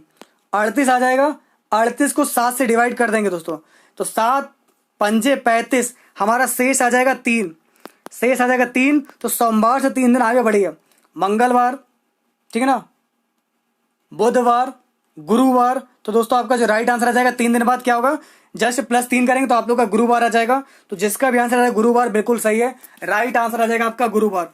समझ में तो आ रहा है सभी को। तो मैं ऐसे ही कर करके आप लोग के सारे पेपर एक एक करके सॉल्व करवाऊंगा। राइट आंसर आएगा आपका थर्सडे, ठीक है। अब देखते हैं आपका अगला क्वेश्चन, ये आपके सामने। नीचे दिए गए द्विघात समीकरण को हल करें और x एवं y के बीच संबंध ज्ञात करें। चलिए फिलहाल दोस्तों बताइए 21 का आपका राइट आंसर क्या आएगा। देखिए सबसे पहले आप लोग सॉल्व करेंगे x² + 14x + 48। तो इसको सॉल्व करने पर आपका जो है x का मान आ जाएगा -6 -8, x बराबर जाएगा -8 इंटू -6। तो x की वैल्यू हो जाएगी हमारी यहाँ पर ये। y वाले को सॉल्व करेंगे दोस्तों यहाँ पर, तो y की वैल्यू कितनी आ जाएगी दोस्तों आपकी, बताइए दोस्तों। तो y बराबर दोस्तों आपका आ जाएगा यहाँ पर आपका 21/2 और आ जाएगा -1। तो y बराबर निकाला, मेरा आ गया दोस्तों यहाँ पर 21/2 और एक जगह आ जाएगा दोस्तों हमारा -1। तो दोस्तों आप लोगों ने यहाँ पर देखा, x का मान निकाला, y का मान निकाल लिया, ठीक है ना। अगर आपको लगता है आप लोग यूपीएसआई निकाल लेंगे तो बिल्कुल आप लोग यूपीएसआई के लिए बने हैं दोस्तों। और मैं आप लोग के बिल्कुल पूरे पेपर ऐसे ही दोस्तों प्रैक्टिस कराने वाला हूं। अभी तो मैं प्रीवियस ईयर के पेपर आपको कंप्लीट करा रहा हूं और जब प्रीवियस ईयर के पेपर खत्म हो जाएंगे दोस्तों, खत्म होने के बाद मैं पूरे इसी पैटर्न पर एक एक क्वेश्चन आपको अलग से प्रोवाइड कराऊंगा, जिससे कि आपकी तैयारी बेस्ट से बेस्ट हो सके। तो फिलहाल दोस्तों आपका जो आंसर आ जाएगा, यह आ जाएगा आपका जो एक्स बड़ा है यह आप लोग का छोटा है 22 है, एक्स छोटा है दोस्तों आप लोग का 22 है। तो आपका एग्जैक्ट आंसर जाएगा 4th वाला, ठीक है, क्योंकि यहाँ पर रखा -8 और ये रखा आपको -1। तो कौन छोटा होगा दोस्तों आप लोग का, एग्जैक्ट आंसर जाएगा दोस्तों यहाँ से आप लोग का ऑप्शन डी वाला, ठीक है। अब देखते हैं दोस्तों आपका अगला क्वेश्चन, ये आपके सामने। यदि दो संख्याओं का अनुपात आपका है 8:9। दोस्तों यहाँ पर देखिए क्या दिया गया है, यदि दो संख्याओं का अनुपात जो है 8:9 है और उनका मासा जो है 6 है, तो उनका लघुत्तम समावर्ती क्या होगा, ये आपको ज्ञात करना है। तो आइए लगाते हैं इस क्वेश्चन को, बहुत ही इंपॉर्टेंट क्वेश्चन है। देखिए दो संख्याओं का हमें दे रखा है अनुपात 8:9, इन संख्या का मासा हो जाएगा हमारा 8 × 72x। तो दोस्तों इनका मासा जो आपको दे रखा है ये रखा है x, तो x बराबर हमारा डायरेक्ट आ जाएगा 6 आ जाएगा। इनका लासा आपको निकालना है, तो बस 8 × 72 है, 72 को 6 से मल्टीप्लाई कर लीजिए डायरेक्ट। तो दोस्तों देखिए इसको 6 से मल्टीप्लाई करेंगे तो आपका कितना आ जाएगा, 6 दूनी 12 आ जाएगा, 6 7 आपका कितना आ जाएगा 42 43 आ जाएगा। तो 432 दोस्तों यहाँ से आंसर आ रहा है किसी का। तो जिनका भी आंसर आ रहा है 432 तो बिल्कुल सही है, राइट आंसर होगा 432। समझ में आए कैसे आए दोस्तों, किस तरीके से निकाला है दोस्तों ये आप लोगों ने। देखिए आपको दिया गया था 8 और 9, इनका मासा देखा था 6, हमने माने हमारी संख्या पहले होगी 8x, दूसरे हो गए 9x, इनका मासा में दे रखा है 6 है, तो कॉमन है x, हमने निकाल लिया x बराबर आ गया 6। ठीक है, x बराबर 6 निकाल लिया। अब इनका लासा क्या होगा दोस्तों, लासा हो जाएगा 8 इंटू 9 इंटू एक्स, तो 8 ने 72 पता था, x बराबर 6 दे रखा है, मल्टीप्लाई करेंगे दोस्तों और डायरेक्ट दोस्तों आपका आंसर आ जाएगा 432। बिल्कुल दोस्तों, ठीक है। इसके बाद देखते हैं आपका अगला क्वेश्चन। ये रहा आपके सामने दोस्तों, 9 सेंटीमीटर, 12 सेंटीमीटर और 15 सेंटीमीटर के भुजाओं वाले लंब त्रिभुज को यदि 9 सेंटीमीटर भुजा पर घुमाया जाए। अब देखिए आपका त्रिभुज दे रखा है, एक मिनट दोस्तों ध्यान से देखेंगे। आपको दिया गया 9 सेंटीमीटर, 12 सेंटीमीटर और 15 सेंटीमीटर भुजाओं को, ठीक है ना। ये आपका दे रखा है 9, ये दे रखा है 12 और ये दे रखा है 15। तो इसमें आप लोग का जो 9 सेंटीमीटर जो भुजा है दोस्तों, ये जो भुजा अगर इसको घुमाया जाता है इस प्रकार दोस्तों, इसको घुमाया जाता है दोस्तों यहाँ पर, तो आपका एक शंकु बन जाता है दोस्तों, ठीक है ना। तो दोस्तों आपको बताना है शंकु बने आयतन जो होगा कितना होगा, तो इस शंकु का आयतन आपको निकालना है। तो कैसे लगाना है दोस्तों इस क्वेश्चन को, आइए देखते हैं। आइए एक नजर इस क्वेश्चन पर ध्यान से दीजिए, देखिएगा। ये एक शंकु बनाया मैंने यहाँ पर, ये एक दोस्तों हमारा शंकु बना हुआ है, ठीक है। अब दोस्तों यहाँ पर इसकी जो ऊंचाई है दोस्तों, ये कितनी हो जाएगी हमारी 12 हो जाएगी, ठीक है। और इसकी तिरछी ऊंचाई हो जाएगी दोस्तों 15, और ये जो होगा दोस्तों ये टोटल ये होगा दोस्तों 9, क्योंकि दोस्तों इसी के सापेक्ष घुमाया है। ये दोस्तों दूरी कितनी हो जाएगी हमारे यहाँ पर, ये होगी दोस्तों 9। अब दोस्तों आयतन निकालना है, आयतन निकालने का फॉर्मूला होता है आप लोग का पाई आर एल। ये होता है दोस्तों आपका वक्र पृष्ठ, और आयतन का होता है 1/3 पाई आर स्क्वायर एच। अब आपको देखिए 1/3 के वैल्यू भी पता है। देखिए दोस्तों अभी पढ़ लीजिए आप लोग, बातें आप लोग बाद में भी कर सकते हैं, ठीक है ना, पूरा टाइम पड़ा है। फिलहाल दोस्तों क्वेश्चन लगा रहे थे हम लोग यहाँ पर। आर की वैल्यू कितनी दे रखी है आप लोग, यहाँ पर आर दे रखा है 9 सेंटीमीटर और ऊंचाई दे रखी है दोस्तों आप लोग को 12, तो लिखेंगे 1/3। यहाँ पर आ जाएगा दोस्तों आप लोग का पाई का पाई रहेगा, और देखिए आर की जगह पे आप लोग आ जाएगा देखिए 9 9 81, और एच बराबर दोस्तों आपको कितना दे रखा है, ये दे रखा है आप लोग को 12, तो 3 चौक हो जाएगा 12, 81 मल्टीप्लाई दोस्तों आपको 4 से करनी है, तो यहाँ से हो जाएगा आप लोग का 324 पाई। तो दोस्तों यहाँ से आप लोग का जो राइट आंसर हो जाएगा ये कितना हो जाएगा दोस्तों आप लोग का, ये जो आपको दिया गया ये दिया गया 324 पाई। क्लियर है, तो बिल्कुल ध्यान रखिएगा, जिसका भी आंसर आ रहा है यहाँ से आप लोग का 324 पाई, तो बिल्कुल सही है, राइट आंसर आएगा आप लोग का फर्स्ट वाला। समझ में आ गया सभी को। और देखते हैं किस टाइप से क्वेश्चन आपके एग्जाम में आए थे। देखिए 6/7, 27/14, 15/14, 12/7, इसका मासा क्या होगा। ध्यान दीजिए दोस्तों, इसका मासा आप सभी को निकालना है। तो आइए मैं आपको बताता हूँ कैसे मासा निकाला जाता है। देखिए 6/7 है, 27/14 है, 15/14 है और 12/7 है। देखिए सबसे पहले मासा निकालना, तो ऊपर का निकाले थे मासा 12, 15, 27 और 6। कॉमन नंबर दोस्तों क्या निकल के आ रहा है, 3 आ रहा है। 3 दूनी 6, 3 निम 27, 3 पंजे 15, 3 दूनी 6, 3 निम 27, 3 पंजे 15, 3 चौक 12। तो देखिए ऊपर तो मेरा आ गया मासा 3, और नीचे का निकाला लासा 7, 14, 14, 7, नीचे का लासा जाएगा 14, तो 3/14 जिसका भी आंसर आ रहा है बिल्कुल सही है। देखिए अगर कोई भी नंबर फ्रैक्शनल फॉर्म में हो, अगर दोस्तों कोई भी नंबर आपका फ्रैक्शनल फॉर्म में हो और उसका अगर आपको निकालना मासा, तो ऊपर वाली जो संख्याएं होंगी यानी कि अंश का निकालेंगे मासा, और जो हर होगा देखिए न्यूमरेटर और डेनोमिनेटर, न्यूमरेटर का निकालेंगे आप लोग मासा, और जो डेनोमिनेटर होगा दोस्तों उसका निकालेंगे आप लोग लासा। तो राइट आंसर होगा आप लोग का 3/14। क्लियर है। इसके बाद देखते हैं आपका अगला क्वेश्चन आपके सामने। देखिए ये हमारा 40 क्वेश्चन है। देखिए 40 क्वेश्चन जो आप लोग के मैथ के आएंगे इस पेपर में, और 40 ही क्वेश्चन आप लोग रहेंगे रीजनिंग के। तो मुकेश, योगेश और सुरेश, इनका वेतन का अनुपात रखा है 3:4:5 के अनुपात में है। उनके वेतन में क्रमशः 10%, 25% और 20% की बढ़ोतरी हुई है। यदि उनके संशोधित वेतन में की कुल राशि 28,600 है, तो मुकेश का मूल वेतन क्या होगा ये आपको बताना है। बिल्कुल, चलिए फिलहाल देखते हैं 40 क्वेश्चन का राइट आंसर क्या होगा। बहुत ही अच्छा क्वेश्चन आपके सामने आ चुका है। अब देखिए इनकी राशियां रखी है 3, 4 और 5। तो दोस्तों पहले वाले में जो है बढ़ोतरी की जाती है 10% की, तो 3 का कर लिया हमने यहाँ पर 110%। इस2 दूसरे का देखा 4, इसका कर लिया दोस्तों यहाँ पर 25%, तो 125 लिख लिया, 125/100। तीसरा जो रखा है आप लोग का 5, इसका कितना करना, 20% बढ़ोतरी करनी है, तो इसका हो जाएगा 120%। ठीक है ना, 120। जब इसको सॉल्व करेंगे दोस्तों यहाँ से आपका रेशियो आ जाएगा 0 0 कैंसिल, 25 से कट जाएगा, ये भी से कट जाएगा। तो सॉल्व करने पर आपका आएगा दोस्तों यहाँ पर 66, 100, 120। सॉल्व करने पर आपका जाएगा 66:100:120। फिर सॉल्व करेंगे दोस्तों 3 से काटेंगे। देखिए 2 से 2 3 6, 2 3 6, 2 पंजे 10, 50 और 60। दोस्तों हमारा आ गया यहाँ पर 33, 50 और 60। अब आपको निकालना है यहाँ पर मुकेश का मूल वेतन। देखिए पहला हमारा है मुकेश, दूसरा है योगेश और तीसरा है सुरेश। आपको किसका निकालना है दोस्तों, यहाँ पर मुकेश का निकालना है। तो मुकेश का यहाँ पर वैल्यू दे रखी है 33, क्लियर है। और टोटल दोस्तों उनको जोड़ देंगे, आपका आ जाएगा 143, और टोटल यहाँ पर दे रखा 28,600, मल्टीप्लाई कर देंगे 28,600 से। तो सॉल्व करने पे दोस्तों आपका आ जाएगा, बिल्कुल सही बता आप लोगों ने, 6,000, ठीक है ना दोस्तों। यहाँ से दोस्तों जिसका भी आंसर आ रहा है 6,000 बिल्कुल सही है।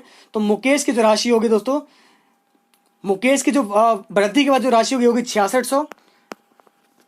दोस्तों एक गलती कर रहे हैं आप लोग, देखिए गलती कितनी कर रहे हैं। मुकेश की जो वेतन के बाद ये राशि जो है वृद्धि के बाद है, आपको निकालना मूल वेतन। मुकेश का मूल वेतन क्या होगा, तो दोस्तों मुकेश का मूल वेतन आपको बताते हैं। ये तो 6600 निकाला हमने, ये तो वृद्धि के बाद है, 110% के बराबर है, इंटू करा 100। तो सॉल्व करने के बाद दोस्तों आपका आंसर आएगा, 0 0 कैंसिल हो जाएगा, 11 से 66, 6,000 आएगा दोस्तों, ठीक है ना। पहले उसकी राशि थी दोस्तों 6,000 रुपए, लेकिन जब उसकी राशि में 10% की बढ़ोतरी की गई तब उसकी राशि दोस्तों 6600 हो गई थी। तो दोस्तों जिनका भी आंसर यहाँ से 6,000 आए बिल्कुल सही है, एग्जैक्ट आंसर आएगा आप लोग का दोस्तों 6,000। तो अगर आपका आंसर 6600 आ रहा है तो वो जल्दबाजी में आया आप लोग का, बस आप लोगों ने दोस्तों यहाँ पर ध्यान नहीं दिया है, क्योंकि आपका एग्जाम में पता क्या बताना था, आपको निकालना था मूल वेतन। तो मूल वेतन निकालना था दोस्तों, इसलिए आपका जो राइट आंसर आएगा ये आएगा 6,000 रुपए, ठीक है ना। अब देखते हैं आपका अगला क्वेश्चन, आपके सामने देखिए। अब आपका अगला पार्ट है मानसिक अभिरुचि, बुद्धिमत्ता और तार्किक परीक्षण। तो कैसे क्वेश्चन रीजनिंग में पूछे गए थे, अब आप लोग के साथ वो डिस्कस करने वाले हैं। तो बहुत ही इंपॉर्टेंट है, बहुत ही इंटरेस्टिंग क्लास है आज की, और मैं इसी तरीके से डेली आप लोग के साथ में पूरे पेपर किसी ना किसी जो है एग्जाम के सॉल्व करवाऊंगा। तो आप लोग हमारे चैनल बने रहिए, और अगर आप लोग अभी तक टेलीग्राम ग्रुप को ज्वाइन नहीं किया तो सभी लोग जो है टेलीग्राम ग्रुप को ज्वाइन कर लीजिएगा। तो सबसे पहला क्वेश्चन ये आपके सामने, कथन दे रखा है दोस्तों आपको, कुछ ग्रह ग्राहिका हैं, कुछ ग्राहिकाएं आकाशगंगा हैं, कुछ आकाशगंगा तारे हैं, कुछ तारे धूमकेतु हैं। और ये आपको निष्कर्ष दे रखा है कि कुछ धूमकेतु आकाशगंगा नहीं है, सभी तारों को ग्रह होने की संभावना है। तो आप बताइए दोस्तों यहां से आपका राइट आंसर क्या होगा। ओके, बस दोस्तों 20-22 क्वेश्चन और बचे हैं आप लोग के, बस कंप्लीट होने वाली है क्लास आज की, ठीक है। तो चलिए मैं आपको बताता हूँ यहाँ से राइट आंसर क्या होगा। बहुत ही अच्छा क्वेश्चन आपके लिए है। तो देखिए आपको बताना, जैसे कि यहाँ पर आपको दिया गया है, कुछ ग्रह ग्राहिका है, कुछ ग्राहिका आकाशगंगा है, कुछ आकाशगंगा तारे हैं, कुछ तारे धूमकेतु हैं। तो देखिए यहां से आपका आंसर है केवल सेकंड वाला अनुसरण करता है। दोस्तों आपका राइट आंसर रहेगा केवल सेकंड अनुसरण करता है, सभी तारों के ग्रह होने की संभावना है। दोस्तों सभी तारों के ग्रह होने की संभावना है, ये जो है फिलहाल आप लोग का जो है संभावना है। दोस्तों संभावना में दोस्तों आप लोग का आ जाएगा, बन सकता है ओनली सेकंड वाला, क्योंकि यहाँ पर दोस्तों संभावना व्यक्त की जा रही है, इसलिए दोस्तों आपका आंसर आ जाएगा दोस्तों संभावना वाला, ठीक है। इसके बाद देखते हैं आपका अगला क्वेश्चन, ये आपके सामने। दोस्तों आपको बताना है, निम्नलिखित कथन को पढ़ें और जवाब दें कि निम्न में से कौन सा तर्क मजबूत है। दोस्तों ध्यान दीजिए, निम्नलिखित में से कथन को पढ़िए और बताइए कौन सा तर्क जो है मजबूत है। देखिए नोटिफिकेशन कब आएगा कब नहीं आएगा ये तो फिलहाल पुलिस भर्ती बोर्ड जाने, लेकिन पढ़ना क्या है, कैसे पढ़ना है, क्या क्या पढ़ना है, ये मैं आप लोगों को बता सकता हूँ। क्योंकि नोटिफिकेशन देखिए ये कार्य मेरा थोड़ी ना है, ये कार्य दोस्तों यहाँ पर पुलिस प्रोन्नति बोर्ड का है। मैं आप लोगों से तैयारी करा सकता हूँ, वो भी रिटर्न एग्जाम के लिए, बाकी फिजिकल के लिए भी तैयारी आप लोगों को स्वयं ही करनी है। लेकिन जब नोटिफिकेशन आएगा तो आप लोग को बता दिया जाएगा, इस बात से आप लोग बिल्कुल निश्चिंत रहिए, ठीक है।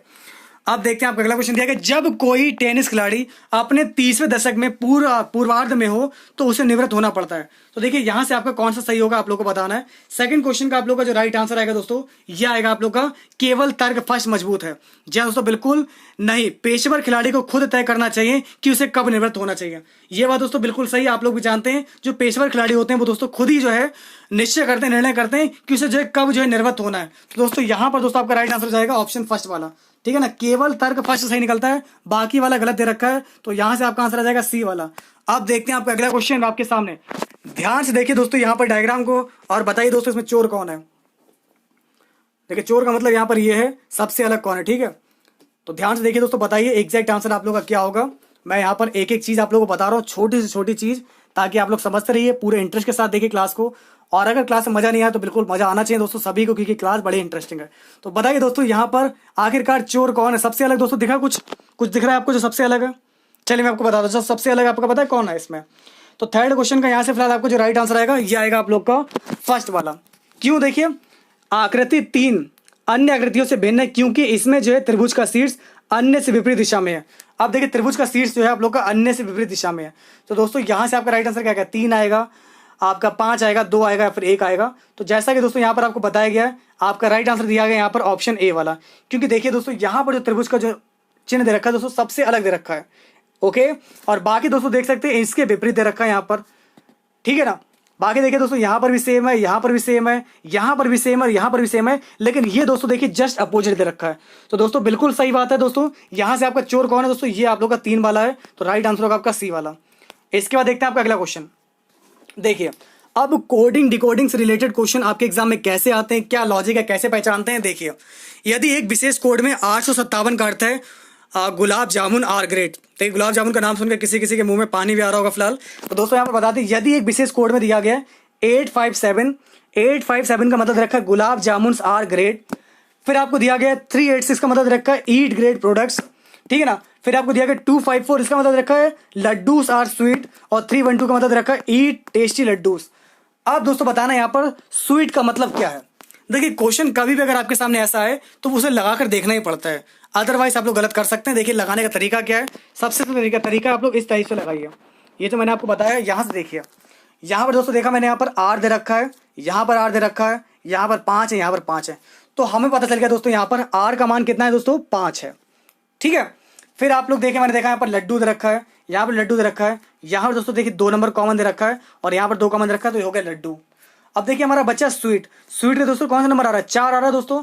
तो यहाँ से दोस्तों आपका जो राइट आंसर होगा कितना हो जाएगा, ये आपका 4 होगा। तो जिसका भी आंसर बी आ रहा है तो बिल्कुल सही है, एग्जैक्ट आंसर होगा आपका ऑप्शन बी, ठीक है। समझ में आ गया। तो इस टाइप से अगर आप लगाएंगे तो आपसे क्वेश्चन जल्दी लग जाएगा, अदरवाइज आप लोग कंफ्यूज हो सकते हैं। फिलहाल यहाँ से आपका आंसर आ जाएगा 4। अब देखते हैं आपका अगला क्वेश्चन, ये आपके सामने।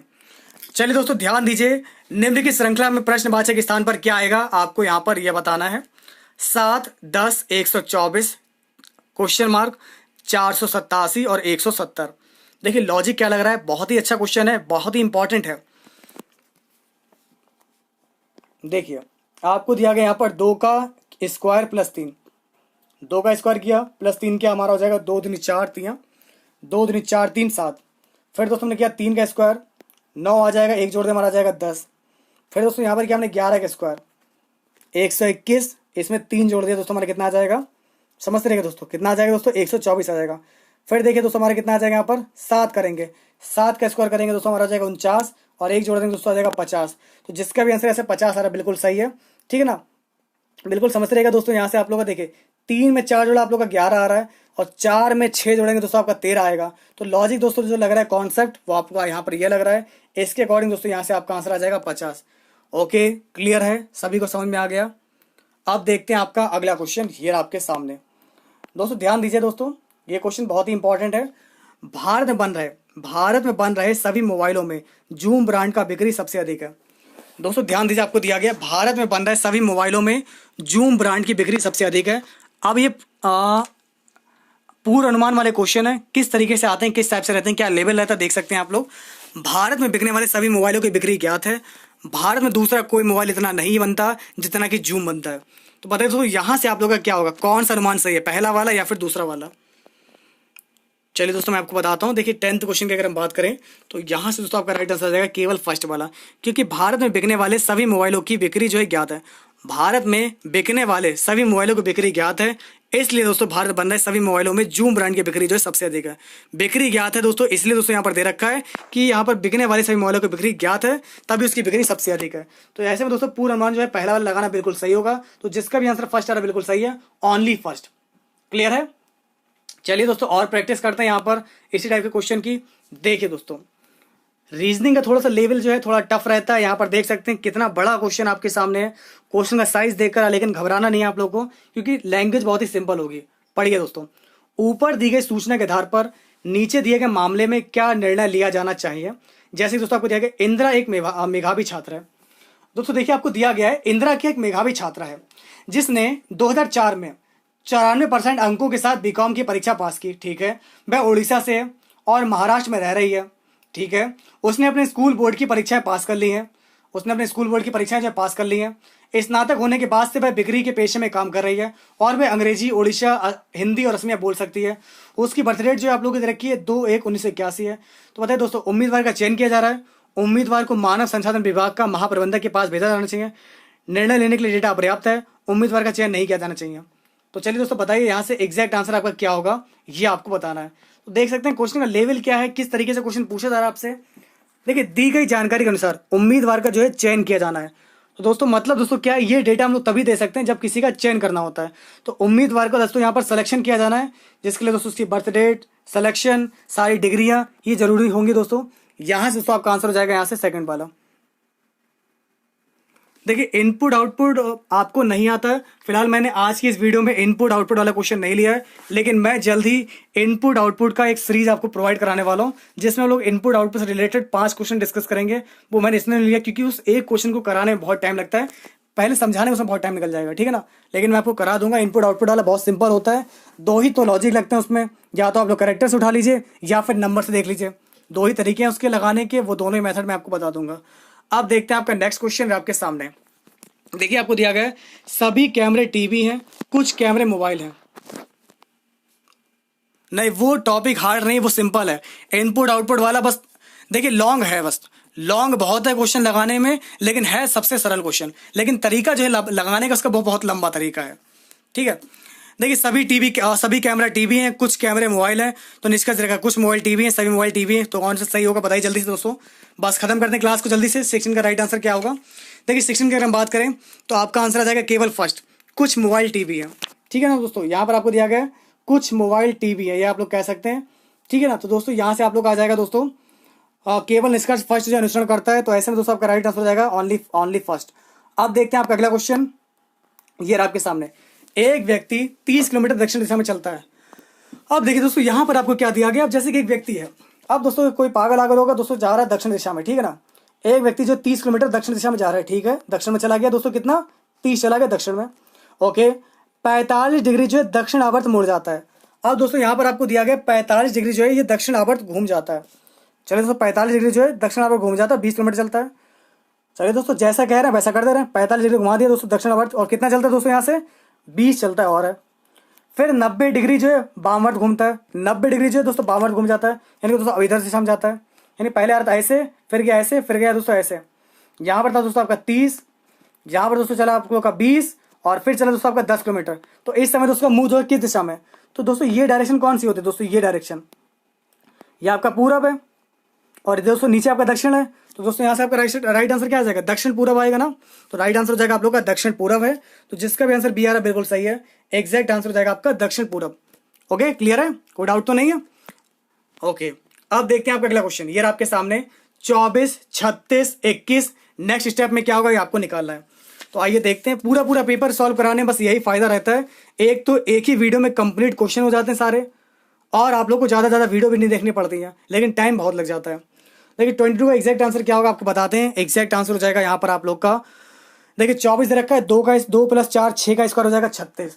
देखिए दोस्तों मैं आपको बताता हूँ, 24 दे रखा है, 2 और 4, 2 का स्क्वायर किया प्लस 4 का स्क्वायर किया दोस्तों, यहाँ पर सॉरी 2 + 4 लिखा है यहाँ पर स्क्वायर किया, 2 और 4 हो जाएगा 6, 6 का स्क्वायर होता है 36।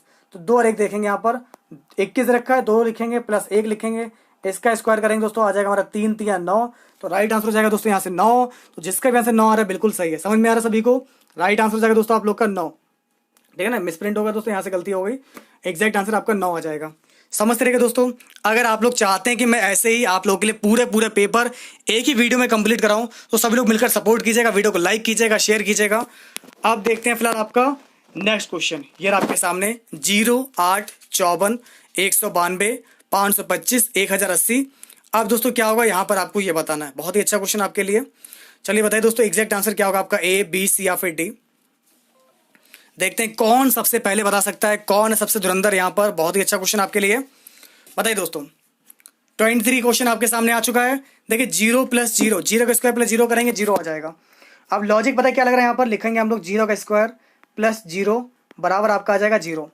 फिर लिखेंगे दोस्तों यहाँ पर दिया गया आपको 8, 8 का मतलब दोस्तों यहाँ पर रखा 3 का स्क्वायर माइनस का 1। 54 दे रखा है दोस्तों आप लोग को, ये रखा है 7 का स्क्वायर प्लस का 5। 192 दे रखा है दोस्तों यहाँ पर आप लोग को, ये रखा है 14 का स्क्वायर प्लस का 4, ठीक है ना। फिर 533 दे रखा है, इसको देखिए दोस्तों आपको दिया गया 525 दे रखा है यहाँ पर, ठीक है ना। लेकिन 533 होता है दोस्तों यहाँ पर आप लोग का 23 का स्क्वायर प्लस का 4, ये बनता है दोस्तों आप लोग का जो कि 525 के बराबर नहीं है। तो बस गलती मिल गई दोस्तों, गलती आप लोग की दी गई यहाँ पर C वाले में। तो दोस्तों असंगत कौन सा, ये आप लोग का C वाला है, ठीक है। इसके बाद देखते हैं आपका नेक्स्ट क्वेश्चन, ये आपके सामने। रोशन पूरब की ओर 15 किलोमीटर चला। दोस्तों ध्यान दीजिए, रोशन जो है पूरब की ओर 15 किलोमीटर चला, फिर वह 90 डिग्री मुड़ा दक्षिणावर्त और फिर 8 किलोमीटर चला। प्रारंभिक बिंदु से सबसे कम दूरी कितनी है, ये आप लोग को बताना है। तो चलिए फिलहाल दोस्तों इस क्वेश्चन लगाकर देखते हैं। ये दोस्तों हमारा आज का लास्ट क्वेश्चन है, सबसे अंतिम प्रश्न बचा है आपका। जाते जाते सभी लोग इसका जवाब देंगे। देखिए दोस्तों आपको क्या दिया गया है, रोशन पूरब की ओर 15 किलोमीटर चला है। तो रोशन जो है पूरब की ओर कितना चला दोस्तों, 15 किलोमीटर जो है पूरब की ओर चला है। चलिए दोस्तों बना लेते हैं दोस्तों यहाँ पर रोशन का। तो ये क्या है दोस्तों आपका 15 किलोमीटर दोस्तों गया पूरब की ओर। फिर वह 90 डिग्री जो दक्षिणावर्त मुड़ता है। 90 डिग्री दोस्तों जो आप लोग का दक्षिणावर्त मुड़ता है और चलता है कितना, 8 चलता है। ये हो गया आप लोग का 8। अब सबसे कम दूरी दोस्तों ये होगी आप लोग की, यही तो होगी। तो कितनी है दोस्तों यहाँ पर आपको ये बतानी है। देखिए 8, 15 और 17 ये ट्रिपलेट होती है। 8, 15 और 17 की ट्रिपलेट होती है दोस्तों। ये ट्रिपलेट आपको याद होंगी, जैसे कि देखिए 3, 4, 5 की होती है दोस्तों ट्रिपलेट। वैसे आप लोग की 8, 15, 17 की ट्रिपलेट होती है, ठीक है ना। फिर आप लोग की 7, 23 और शायद 24 या 25 की होती है। तो ये ट्रिपलेट होती है दोस्तों। इसके अकॉर्डिंग यहाँ से आपका आंसर हो जाएगा 17 किलोमीटर। तो फिलहाल दोस्तों आज की क्लास में सिर्फ इतना ही रखते हैं। अगर आज की क्लास आपको हेल्पफुल लगी हो तो इस वीडियो को लाइक और शेयर सभी लोग जरूर करेंगे। जितना ज़्यादा हो सकेंगे शेयर करेंगे, लाइक करेंगे सभी लोग। और फिर मिलेंगे दोस्तों ऐसी कुछ इंपॉर्टेंट क्लासेस के साथ, बड़ी से बड़ी क्लासेस, जिसमें हम लोग सारे के सारे क्वेश्चन प्रीवियस ईयर के क्वेश्चन सॉल्व करेंगे। तो अगर आपको क्लास अच्छी लगी तो लाइक कीजिएगा, शेयर कीजिएगा। और हाँ दोस्तों, आप लोग कमेंट के थ्रू ये बताइएगा कि आज कितने क्वेश्चन आप लोगों ने सॉल्व किए। टोटल 160 में से कितने क्वेश्चन आप लोगों ने अटेम्प्ट किए और अटेम्प्ट करने के बाद कितने क्वेश्चन आप लोगों से सही हुए, ठीक है ना, कितने क्वेश्चन गलत हुए, ये आप लोग चेक करते रहिएगा दोस्तों। जब आप लोग के क्वेश्चन 160 में से दोस्तों करीब आप लोग 150 तो क्वेश्चन करने लगेंगे, तब आपकी प्रैक्टिस बेस्ट हो जाएगी। लेकिन ये तैयारी जो है बिल्कुल ऐसी कंटिन्यू चलती रहेगी। बस आप लोग पेपर पूरे अटेम्प्ट करते रहिए। फिर मिलते हैं दोस्तों कुछ ऐसे इंपॉर्टेंट क्लासेस के साथ। बने रहिए आप लोग अपने चैनल BSA ट्रिकी क्लासेस में। तब तक लिए दोस्तों नमस्कार।